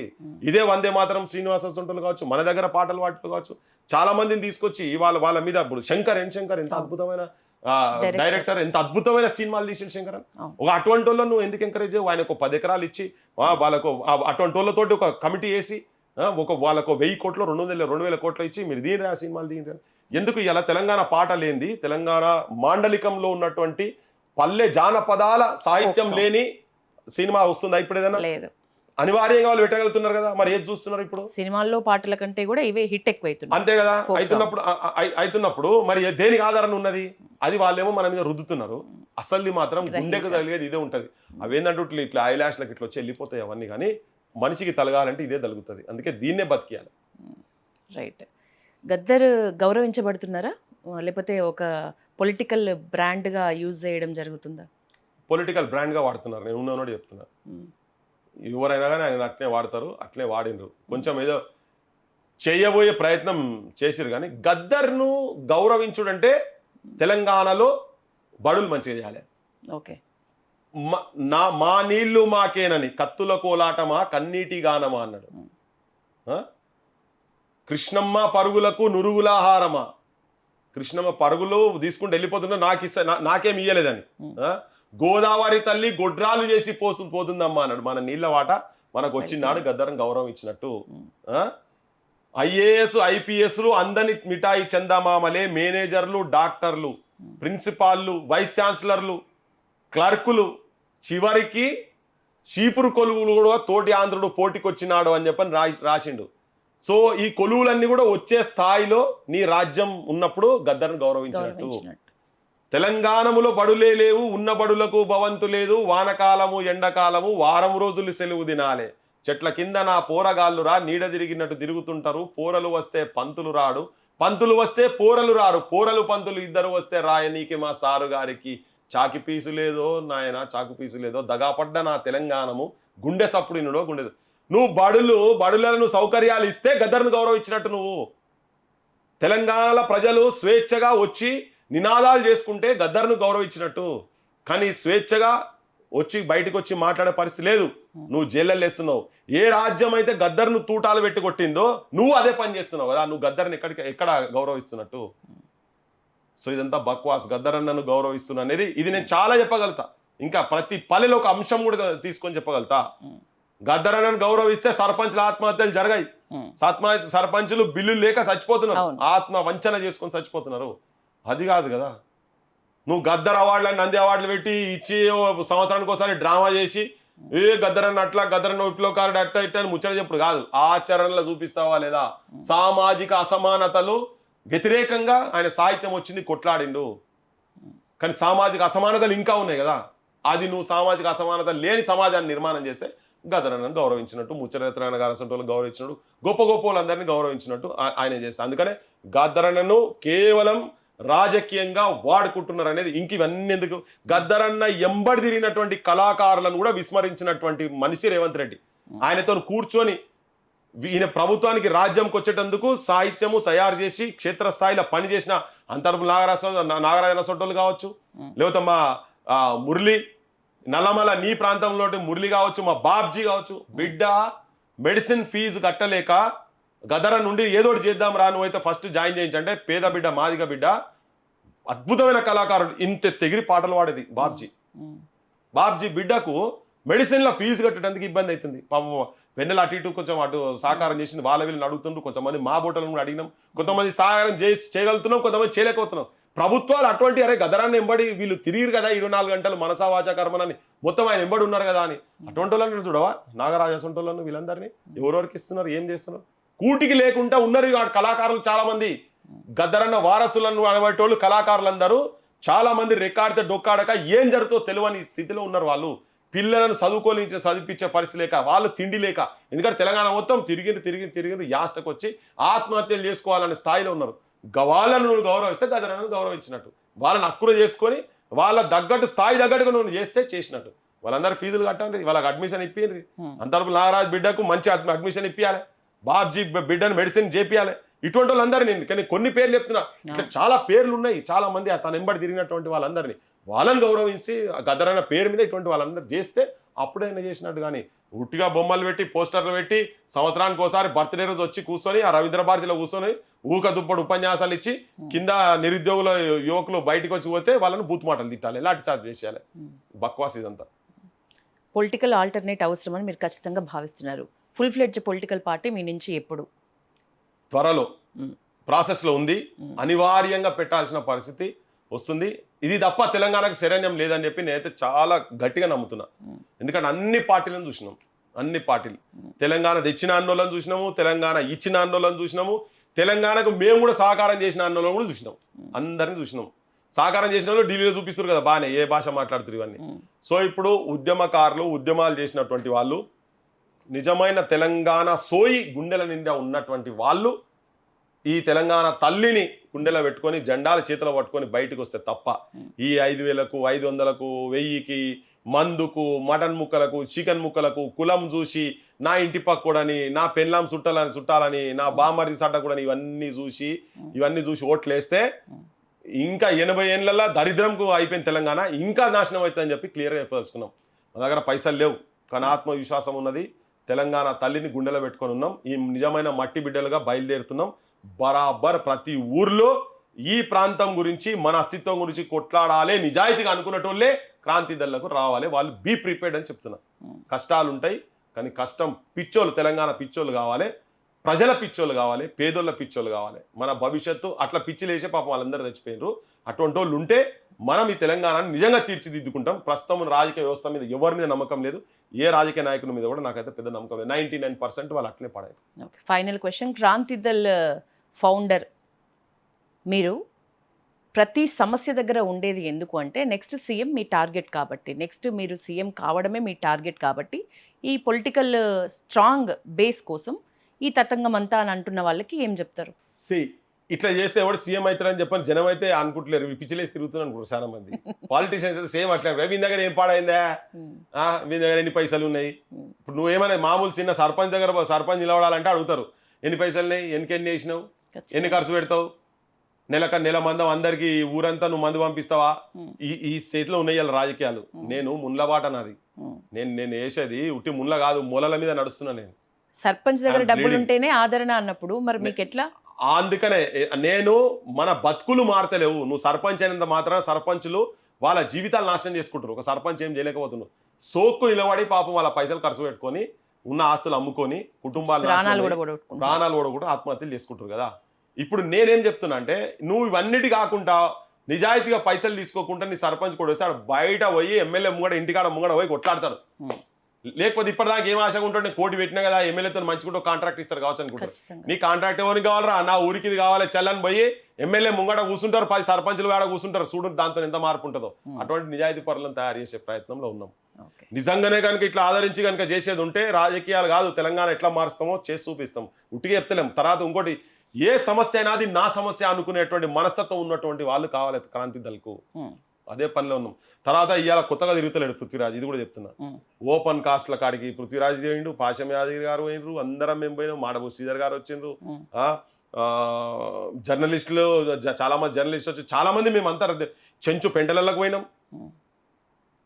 ఎక్కడ ఏది ఉన్నా కానీ రిమోట్ నువ్వు గోండ్లకు సమస్యలు ఉంటే గోండ్ల కాడికి పోయినాం, కోయిల సమస్య ఉంటే కోయిల కాడికి పోయినాం, లంబాడోళ్ళ సమస్య ఉంటే లంబాడోళ్ళ కాడికి పోయినాం, సింగరేణి గనులకు పోయినాం, ఆడవాళ్ళ సమస్యలు తీసినాం, ఛానళ్ళు పెడితే బండ కింద బతుకులని వాళ్ళ జీవితాలు మొత్తం చూపించినాం. ఏవో బాధలు అని చెప్పి పాపం అమెరికాలో పోయిన తల్లిదండ్రులు ఉంటే వాళ్ళకి పోయినాం. ఆర్టీసీల దగ్గర పోతే ఆర్టీసీ బస్సు నడిపేటోడా నీ బతుకుల్లోకి తొంగి చూడరా అని ఆడపోయి పాటలు పాడినాం. ఎక్కడ పోయినా వాళ్ళు చచ్చిపోతే శంకరన్న మొన్న చచ్చిపోతే ఆడిపోతుంది. నరసంపేట మైబాద్ పక్కకు తన చచ్చిపోయింది కదా, మొన్న తలగా పెట్టుకొని చచ్చిపోయింది కదా డిపోలో. ఏడ ఉన్నా కానీ ఎందుకంటే తెలంగాణకు అట్లీస్ట్ ఒక హోప్ ఉండాలి. ఇవాళ ఎవరు మాట్లాడతలేరు. ఎవరు ఇంకో 10 మంది మాట్లాడితే ఇంకా మంచుకుంటుండే కదా. అందరు సైలెంట్ అయినారు. కోదండరాములు పోయి ఎమ్మెల్సీలు తీసుకున్నారు, కొందరు వైస్ ఛాన్సలర్లు అయినరు, కొందరు కమిషన్లు తీసుకున్నారు, కొందరు కాంట్రాక్టులు తీసుకున్నారు. విద్యార్థి నాయకులు మొత్తం పోయి నాకేమైనా పదవి వస్తాను వాళ్ళు తిరుగుతున్నారు. వీళ్ళకి ఇయ్యరు ఎట్లాగూ. నేను ఈ మధ్యలో వాళ్ళ పేరు కూడా చెప్పేసిన. అందరూ ఎక్కడో అక్కడ పోతున్నారు కదా. నేను ఇయ్యాల కాదు, మొదటి నుంచి అదే మాట మీద ఉన్నా, ఇయ్యాల కూడా అదే మాట మీద ఉన్నా, రేపు కూడా అదే మాట మీద ఉంటా. ఇంకోటి గుర్తుపెట్టుకో, ఇట్లా మాట్లాడిన వాళ్ళకు ఎవరికి గిట్టరు, హత్యలు చేస్తారు. బెల్లెలతో ఉట్టిగా హత్య చేయలే. నాసంటోని ఆడిదాకా రానియాలని అనుకోరు వాళ్ళు. వాళ్ళు ఆల్రెడీ ఎన్నో కథలు పడ్డారు ఇప్పటిదాకా. కానీ జనం తిరగబడతారు అంతే. ఎక్కడో దగ్గర జనం తిరగబడతారు. ఉంటాడు ఎవడో ఒకడు ఉంటాడు. భగత్ సింగ్లు, ఈ సుఖదేవులు, రాజ్గురులు, చంద్రశేఖర్ ఆజాదులు, ఉధమ్ సింగ్లు, సుభాష్ చంద్రబోసులు, ఇటువంటి బుడ్లు పుట్టిన నేల కదా. అటువంటి వాళ్ళు నా తెలంగాణలో కూడా ఉన్నారు, ఉంటారు. వాళ్ళందరూ రేపు వాళ్ళ చేతులనే ఉంటుంది దేశం. అటువంటి వాళ్ళ చేతుల్లో ఉండేది పరిస్థితి వేరే తిరుగుంటుండే. మీకైతే హోప్ ఉంది, మీకైతే హోప్ ఉంది. 200% నాకు హోప్ ఉంది. ఇది తప్ప తెలంగాణకు గత్యంతరం లేదని కూడా నేను తెలంగాణ ప్రజలకు చెప్పదలుచుకున్నా. ఇది ఒక్కటే శరణ్యం. ఎందుకంటే నువ్వు ఎన్ని ఉద్యమాలు చేసినా అల్టిమేట్ గా ఒక 6 నెలలు సెట్. ఇప్పుడు మొన్న కాకరోజులు చేసారు, అయిపోయింది, ఆయన పోయిండు. సిస్టమ్ మారుతుందా? మళ్ళీ ఇంకో మంత్రి వస్తాడు, ఎన్లకెళ్ళి వచ్చిండు, అదే కంపలకెళ్ళి వచ్చిండు కదా. సేమ్ నువ్వు అదే మందలకెళ్ళి వచ్చిన వాళ్ళే మళ్ళీ ఇంకోని అవుతాడు. ఆయన పెద్ద సత్యహరిచంద్రుడు ఇళ్ళకెళ్ళి పోయినానే. పైన ఆయన కూడా ఎందుకు చేసిండు? ఈ ఒత్తిడి వచ్చింది కాబట్టి చేసిండు. నిజాయితీగా కనుక ఆయనకు సోయి ఉండేది ఉంటే ఆ పిల్లలు చచ్చిపోతున్నప్పుడే నీట్ ఎగ్జామ్ ఇట్లా జరిగినప్పుడే యాక్షన్ తీసుకోవాలి కదా. ఇప్పుడు ఈడ కూడా ఈ ముఖ్యమంత్రి అయినా ఇవి దాన్ని ఇంకా సహకారం చేసి తీసుకోవద్దు. గ్రూప్ 1 లో తప్పులు జరిగినాయి కాబట్టి గ్రూప్ 1 ఎగ్జామ్ పక్కకు పడేస్తాని అంటే వేరే తిరుగుంటుండే. ఇప్పుడు జార్ఖండ్ ఎట్లా జరిగింది, అది సమస్య అక్కడికే ఆగిపోతుంది. ఆ సమస్య మట్టుకే. ఇది ఎక్కువ రోజులు ఇదే స్థాయిలో ఉండదు. దీనికి ఒక రాజకీయ పరమైన షేప్ ఇస్తే తప్ప ఇటువంటి ఆలోచన ఉన్నోళ్ళు హౌస్లలో కూర్చోవాలి. కూర్చుంటే తప్ప దీనికి మార్పు జరగదు. తర్వాత దానికి ఏంది మరి, అరే కరెక్టే మరి అంటున్నారు, ఈయన ఏం చేయగలుగుతారు అనుకుంటే అప్పుడు బ్యాక్గ్రౌండ్ చెక్ చేయాలి. పృథ్వీరాజ్ బ్యాక్గ్రౌండ్ ఏంది, పృథ్వీరాజ్ ఫాదర్ ఏంది, వాళ్ళ నాయన మంత్రి ఉన్నప్పుడు పైసలు సంపాదించలేదా, వాళ్ళ నాయన నిజాయితీగా తిరిగిండా, లేదా వాళ్ళ నాయన సంపాదించిన పైసలు ఈయన ఖర్చు పెడుతుండా, ఈయన నిజాయితీ పరుడా కాదా, ఈయనకు తెలంగాణ సోయి ఉందా అన్న మాట మీద నిలబడుతుండా, ఇవన్నీ చూడాలి కదా. ఎవరండి ఇప్పుడు అంత సమాజం అంతా ఒక లైన్ వెళ్ళిపోతుంది. బాలసుబ్రహ్మణ్యం విగ్రహం ఆడ పెడితే పృథ్వీరాజ్కి ఏం నొప్పి చెప్పండి? ఏం నొప్పి? ఆడ రవీంద్ర భారతి ముంగట పృథ్వీరాజ్కు బాలసుబ్రహ్మణ్యం విగ్రహం పెడితే నాకేం నొప్పి? నేను నాది పెట్టమని చెప్తలేను కదా. తెలంగాణ ఆత్మగౌరవాన్ని వంచిస్తారు కాబట్టి పృథ్వీరాజ్ మాటలేస్తున్నది. ఎన్టీ రామారావు విగ్రహం పెడితే నాకేం నొప్పి? నేను శత్రువునే అవుతున్నా కదా. ఆంధ్రులకు శత్రువుని అవుతున్నా, బీజేపీలకు శత్రువుని అవుతున్నా కదా, ఉన్నోళ్ళకి శత్రువుని అవుతున్నా కదా.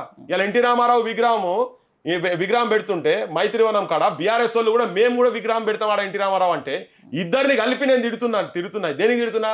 ప్రభాకర్ రెడ్డి విగ్రహం ఆడ ఎందుకు పెట్టరని తిడుతున్నా. నా సుట్టమైన ప్రభాకర్ రెడ్డి కాదు, నాకు ప్రభాకర్ రెడ్డి ఎవరు? నాకెవరు? నా వ్యక్తిగతంగా నా కులం కాదు, నా చుట్టం కాదు, నాకేమైనా చదివిపించినోడు కాదు, ఎవరు కాదు. ఆయన ఎవరు అందరూ మర్చిపోయారు కదా. కులపోలు మర్చిపోయారు, ఇంట్లో కూడా మర్చిపోయారు. వాళ్ళ ఇంట్లో కూడా ఇక్కడ అడగలే. పైడి జయరాజ్ గురించి ఎందుకు మాట్లాడుతున్నా? వాళ్ళ ఫ్యామిలీ మొత్తం బాంబేకి పోయింది. ఎందుకు మాట్లాడి తెలంగాణ మూలాలు సుఖసత్య తోటి నాకు ఏంది? మాకేంది? నాకేమరుగుతుంది? దుష్మని తప్ప నాకేమరుగుతుంది అంటున్నా. ఆడ ఇప్పుడు ఎవరు మాట్లాడతారు? కోటలో కులం కూడా ఎవరు మాట్లాడతారు? రోషయ్య విగ్రహం గురించి చెప్పినప్పుడు నేను మా భూపతి కృష్ణమూర్తి గారి గురించి మాట్లాడినా. భూపతి కృష్ణమూర్తి పేరే తెలియదు. ఆయన కొమ్మట ఆయన అద్భుతమైన తెలంగాణ వాది. తన విగ్రహం ఎందుకు పెట్టరని చెప్తున్నా. నాకేమైనా సుట్టపోలా ఇల్లంతా? ఈ తెలంగాణ గురించి మాట్లాడుతున్నా కదా. ఇవన్నీ మాట్లాడి దాని గురించి కేవీఆర్ ఇష్యూ ఉన్నది. కేవీఆర్ ను పట్టుకోపోతే నాకేం సంబంధం? నాకేం పని? జర్నలిస్ట్ కేవీఆర్ ను అడ్డం తిరిగినా కదా న్యాయబద్ధంగా. వాళ్ళ ఆ ఇంటి తన భార్యను మొత్తం వాడు ఇట్లా చేయబెట్టి ఇట్లా జరిపితే నా పృథ్వీరాజ్కి ఏంటిది? నా తెలంగాణ బిడ్డ, నా తెలంగాణ బతుకమ్మ మీద చేయబడ్డది కాబట్టి నాకు అనిపిస్తుంది. శత్రువునే కదా ఇవ్వాలి, ఆంధ్రులు అందరికి శత్రువునే కదా. పవన్ కళ్యాణ్ కోడి చెరువు కాడిపోతే నాకేమొస్తుంది? ఇప్పటికి కొట్లాడుతున్నా కదా. శత్రుత్వమే కదా. అడ్డమైన బూతులు తిట్టారు దొంగల కొడుకులు ఒక్కొక్కడు. బూతులు, అసలు సంస్కారం లేనటువంటి భాష. మా ప్రొఫెసర్ నాగేశ్వరతో మాట్లాడితే నాకేం పంచాయతీ? ఆయన తెలంగాణ గురించి పెద్ద బయటకు వచ్చి కంప్లీట్ తిరిగినోడు కూడా కాదు. కానీ ఒక తెలంగాణ మేధావిని పట్టుకొని ఆయన నువ్వు ఎట్లా తిడుతావు? ఎవరిని తిట్టినా అట్లా నాకేం పంచాయతీ చెప్పండి. అందుకనే ఆ సోయి ఉండాలని చెప్తున్నా. అన్ని నాకే అంటే కుదరదు ఇది. సో అందుకనే ఇటువంటి అన్ని ఏదొచ్చినా నేను ఇంకా శత్రుత్వం పెంచుకొని తిరుగుతున్నా అని చెప్పదలుచుకున్నాను జనానికి. ముచ్చట్ల సత్యనారాయణ సార్కి తగ్గ కొడుకు అని మీకు పేరు అని అనుకుంటే ఆ లెవెల్లో ఫైట్ ఉందనుకుంటున్నారా మీ తండ్రికి తగ్గట్లుగా మీకు ఉన్న రోజులు? ఎప్పుడు వాళ్ళని కంపేర్ చేయలేము.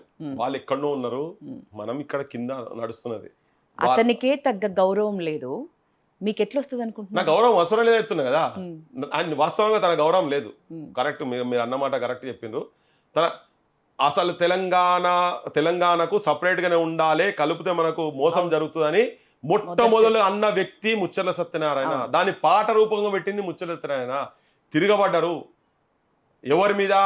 ముఖ్యమంత్రి బూరుగుల రామకిషన్ రావు మీద తిరగబడ్డారు, కాళోజీ నారాయణరావు మీద తిరగబడ్డారు, కొండా లక్ష్మణ్ బాపూజీ గారి మీద. వీళ్ళందరూ సమైక్యవాదులుగా తిరుగుతున్నారు. ఇవాళ వాళ్ళ విగ్రహాలు వచ్చినాయి. ఒక ఆయన చచ్చిపోతే నా గొడవ, పుస్తకం పేరు నా గొడవ. నాకు మీ తెలంగాణనే కదా. గొడవ అనే పదం ఎక్కడైనా తెలంగాణ ఏ జిల్లాలో ఉంటుందా? గొడవ. ఉండదు కదా, లొల్లి, పంచాయతీ, కిరికిరి, గివే పదాలు కదా మనం ఉండేటి. నా గొడవ అని రాసినోనికి తెలంగాణ భాష దినోత్సవం ఆయన పుట్టినరోజు రోజు జరుపుతారు. ఆయన తెలంగాణ అన్నోడు కాదు. 68 వచ్చిన తర్వాత కాల్పులు జరుగుతున్న టైంలో అప్పుడు గిట్ల అవుతుందని ఎవడనుకున్నాడు అని మాట్లాడిండు. ముచ్చటనాయన 58లో నీలం సంజీవరెడ్డి ముఖ్యమంత్రి మీద పాడెంగే పాయిజామా అని పాట రాసిండు. తిరిగిండు, జనంలో పడ్డాడు, పోయిండు. నిజం కూడా గౌరవం లేదు, వాస్తవంగా లేదు. ఆయన గౌరవం కావాలని కూడా అనుకోలే. నా తెలంగాణ విముక్తి కావాలా, నా జనం ఆత్మగౌరవం. ఎస్, బరాబర్ నేను కూడా అదే అనుకుంటున్నా. నేను అట్లుండేది ఉంటే నేను ఎప్పుడో ఏదో పార్టీలో పోయి ఏదో ఒకటి అవుతుంది కదా. నేను గౌరవం గురించి మాట్లాడుతాను. గౌరవం గురించి ఇది రిస్క్. నేను చేసేది ప్రతిదీ రిస్క్. ఉస్మానియా యూనివర్సిటీలో రిక్రూట్మెంట్ అయితే ఇది కాకుంటే నాకేందండి? గాడు ఎవరో ఆయన రిటైర్ ఎంప్లాయీ, ఆయన హాస్పిటల్ ఉంటే నాకేం పంచాయతీ, నేను ఎందుకు పోవాలి? ఎవరో సర్పంచులు బిల్లులు రాక చచ్చిపోతే నాకేం పట్టింది? రేపు పొద్దుగాల పోతున్నా, రేపు భూపాలపల్లికి పోతున్నా, అది చిన్న మీడియా ఛానల్ నడుపుతున్నట. ఆ ఎమ్మెల్యేకి సంబంధించిన మనుషులు పొట్టు కొట్టిర్రు, కేసులు చక్కగా పెడుతున్నారు, పోతున్నారు. రేపు పొద్దుగాల పోతున్నా, నాకేం పంచాయతీ? నాకేమో చుట్టమేమన్నా? మాదిగా జాతికి సంబంధించిన బిడ్డ. బ్యాస్ ఏడ ఉన్నా ఏడ సమస్యనో పోతా, సచ్చే వరకు అదే పనిలో ఉంటా. బరాబర్ నీతిగా నిజాయితీగా ఉంటా. ఓ మార్పు దిశగా తీసుకో. మనం చాలా చిన్నోళ్ళం. ఇప్పుడు సాయుధ రైతాంగ పోరాటంలో చచ్చిపోయారు ఈ ప్రాంతంలో. ఈ దేశ విముక్తి గురించి చచ్చిపోయిన వాళ్ళు చాలా మంది ఉన్నారు. ఈ ప్రాంతం గురించి చచ్చిపోయినటువంటి వాళ్ళు కూడా చాలా మంది ఉన్నారు. 369 వాళ్ళ కాలి గోటికి పనికిరాం కదా ఆ త్యాగాల ముంగటి. ఇంకా నా సొంతోడు కూడా చెప్తున్నా, మా నాన్న కాలి గోటికి నేను పనికిరాను. ఇటువంటి త్యాగాల కింద పనికిరాం. కాకపోతే వాళ్ళ ఆదర్శాలను తీసుకొని పోతే అట్లీస్ట్ మనసుకు తృప్తి ఉంటుంది. అదే పని నేను చేస్తున్నా. పృథ్వీరాజ్ అదే పని చేస్తున్నాడు. నేను గౌరవం గురించో పదవుల గురించో ఇవన్నీ కాదు. నాకు సింగిల్ ఫోన్ కాల్ అవే. నాకు కావాలనుకుంటే నాతో నేను అందుకే ఓపెన్గా చెప్తున్నా. వీళ్ళందరూ పార్టీలు పెట్టారు, అరే మా నాన్న కూడా కేసీఆర్ కన్నా ముందు మంత్రి, రా, నా ఆర్థిక పరిస్థితి ఏందో రా, పోనీ మా నాయన ఏం సంపాదించిన గతంలో మీద మీకు హైదరాబాద్లో అక్కడ 10 ఎకరాలు నేను అమ్ముకున్నావు చూపి. ఎక్కడన్నా ఏదైనా అవినీతి అన్నా ఏదైనా ప్రజలకు వ్యతిరేకమైన పని మొత్తం మా ఫాదర్ కాడికి వెళ్ళి మొదలు పెడితే ఇప్పటిదాకా గత మా నాన్న 86 సంవత్సరాల వయసులో చచ్చిపోయింది కదా, అప్పటి నుంచి ఇప్పటిదాకా ఎంటైర్ చరిత్ర తీయండి. ఎక్కడన్నా గింతనన్నా ఎక్కడన్నా మీరు చూపించేది ఉంటే, ఇంత పెద్ద వ్యవస్థ ఉంది కదా, చూపించేది ఉంటే చలో. నేను దానికి అర్హుని కాదు, నేను ఇలా మాట్లాడేందుకు అర్హుని కాదు. ఒకవేళ జరిగేది ఉంటే అవన్నీ ఉన్నాయి కాబట్టే, నా నీతి నిజాయితీ ఉన్నది కాబట్టే, ఆ పోరాట పటిమ ఉన్నది కాబట్టే, వాళ్ళ శవాలు భుజాల మీద మోసడం కాబట్టే నాకు మాట్లాడే ధైర్యం ఉన్నది. ఇంకా నేను కొన్ని విషయాలు నేను మీకు తర్వాత చెప్తాను, ఇంకా చాలా ఉన్నాయి. కానీ పృథ్వీ గారు, నీలం సంజీవ రెడ్డి గూర్చి పాడిన పాట ఏదైతే ఉందో అప్పటికి అది సెట్, ఇప్పటికి కూడా సెట్ అవుతుందా? 100% సెట్ అవుతుంది. ఇప్పుడు ముఖ్యమంత్రి మీద కూడా నేను దాన్నే మళ్ళీ చరణాలు మార్చి పెట్టి పాడిన. ఐ డ్రీమ్ ప్రేక్షకుల కోసం ప్లీజ్.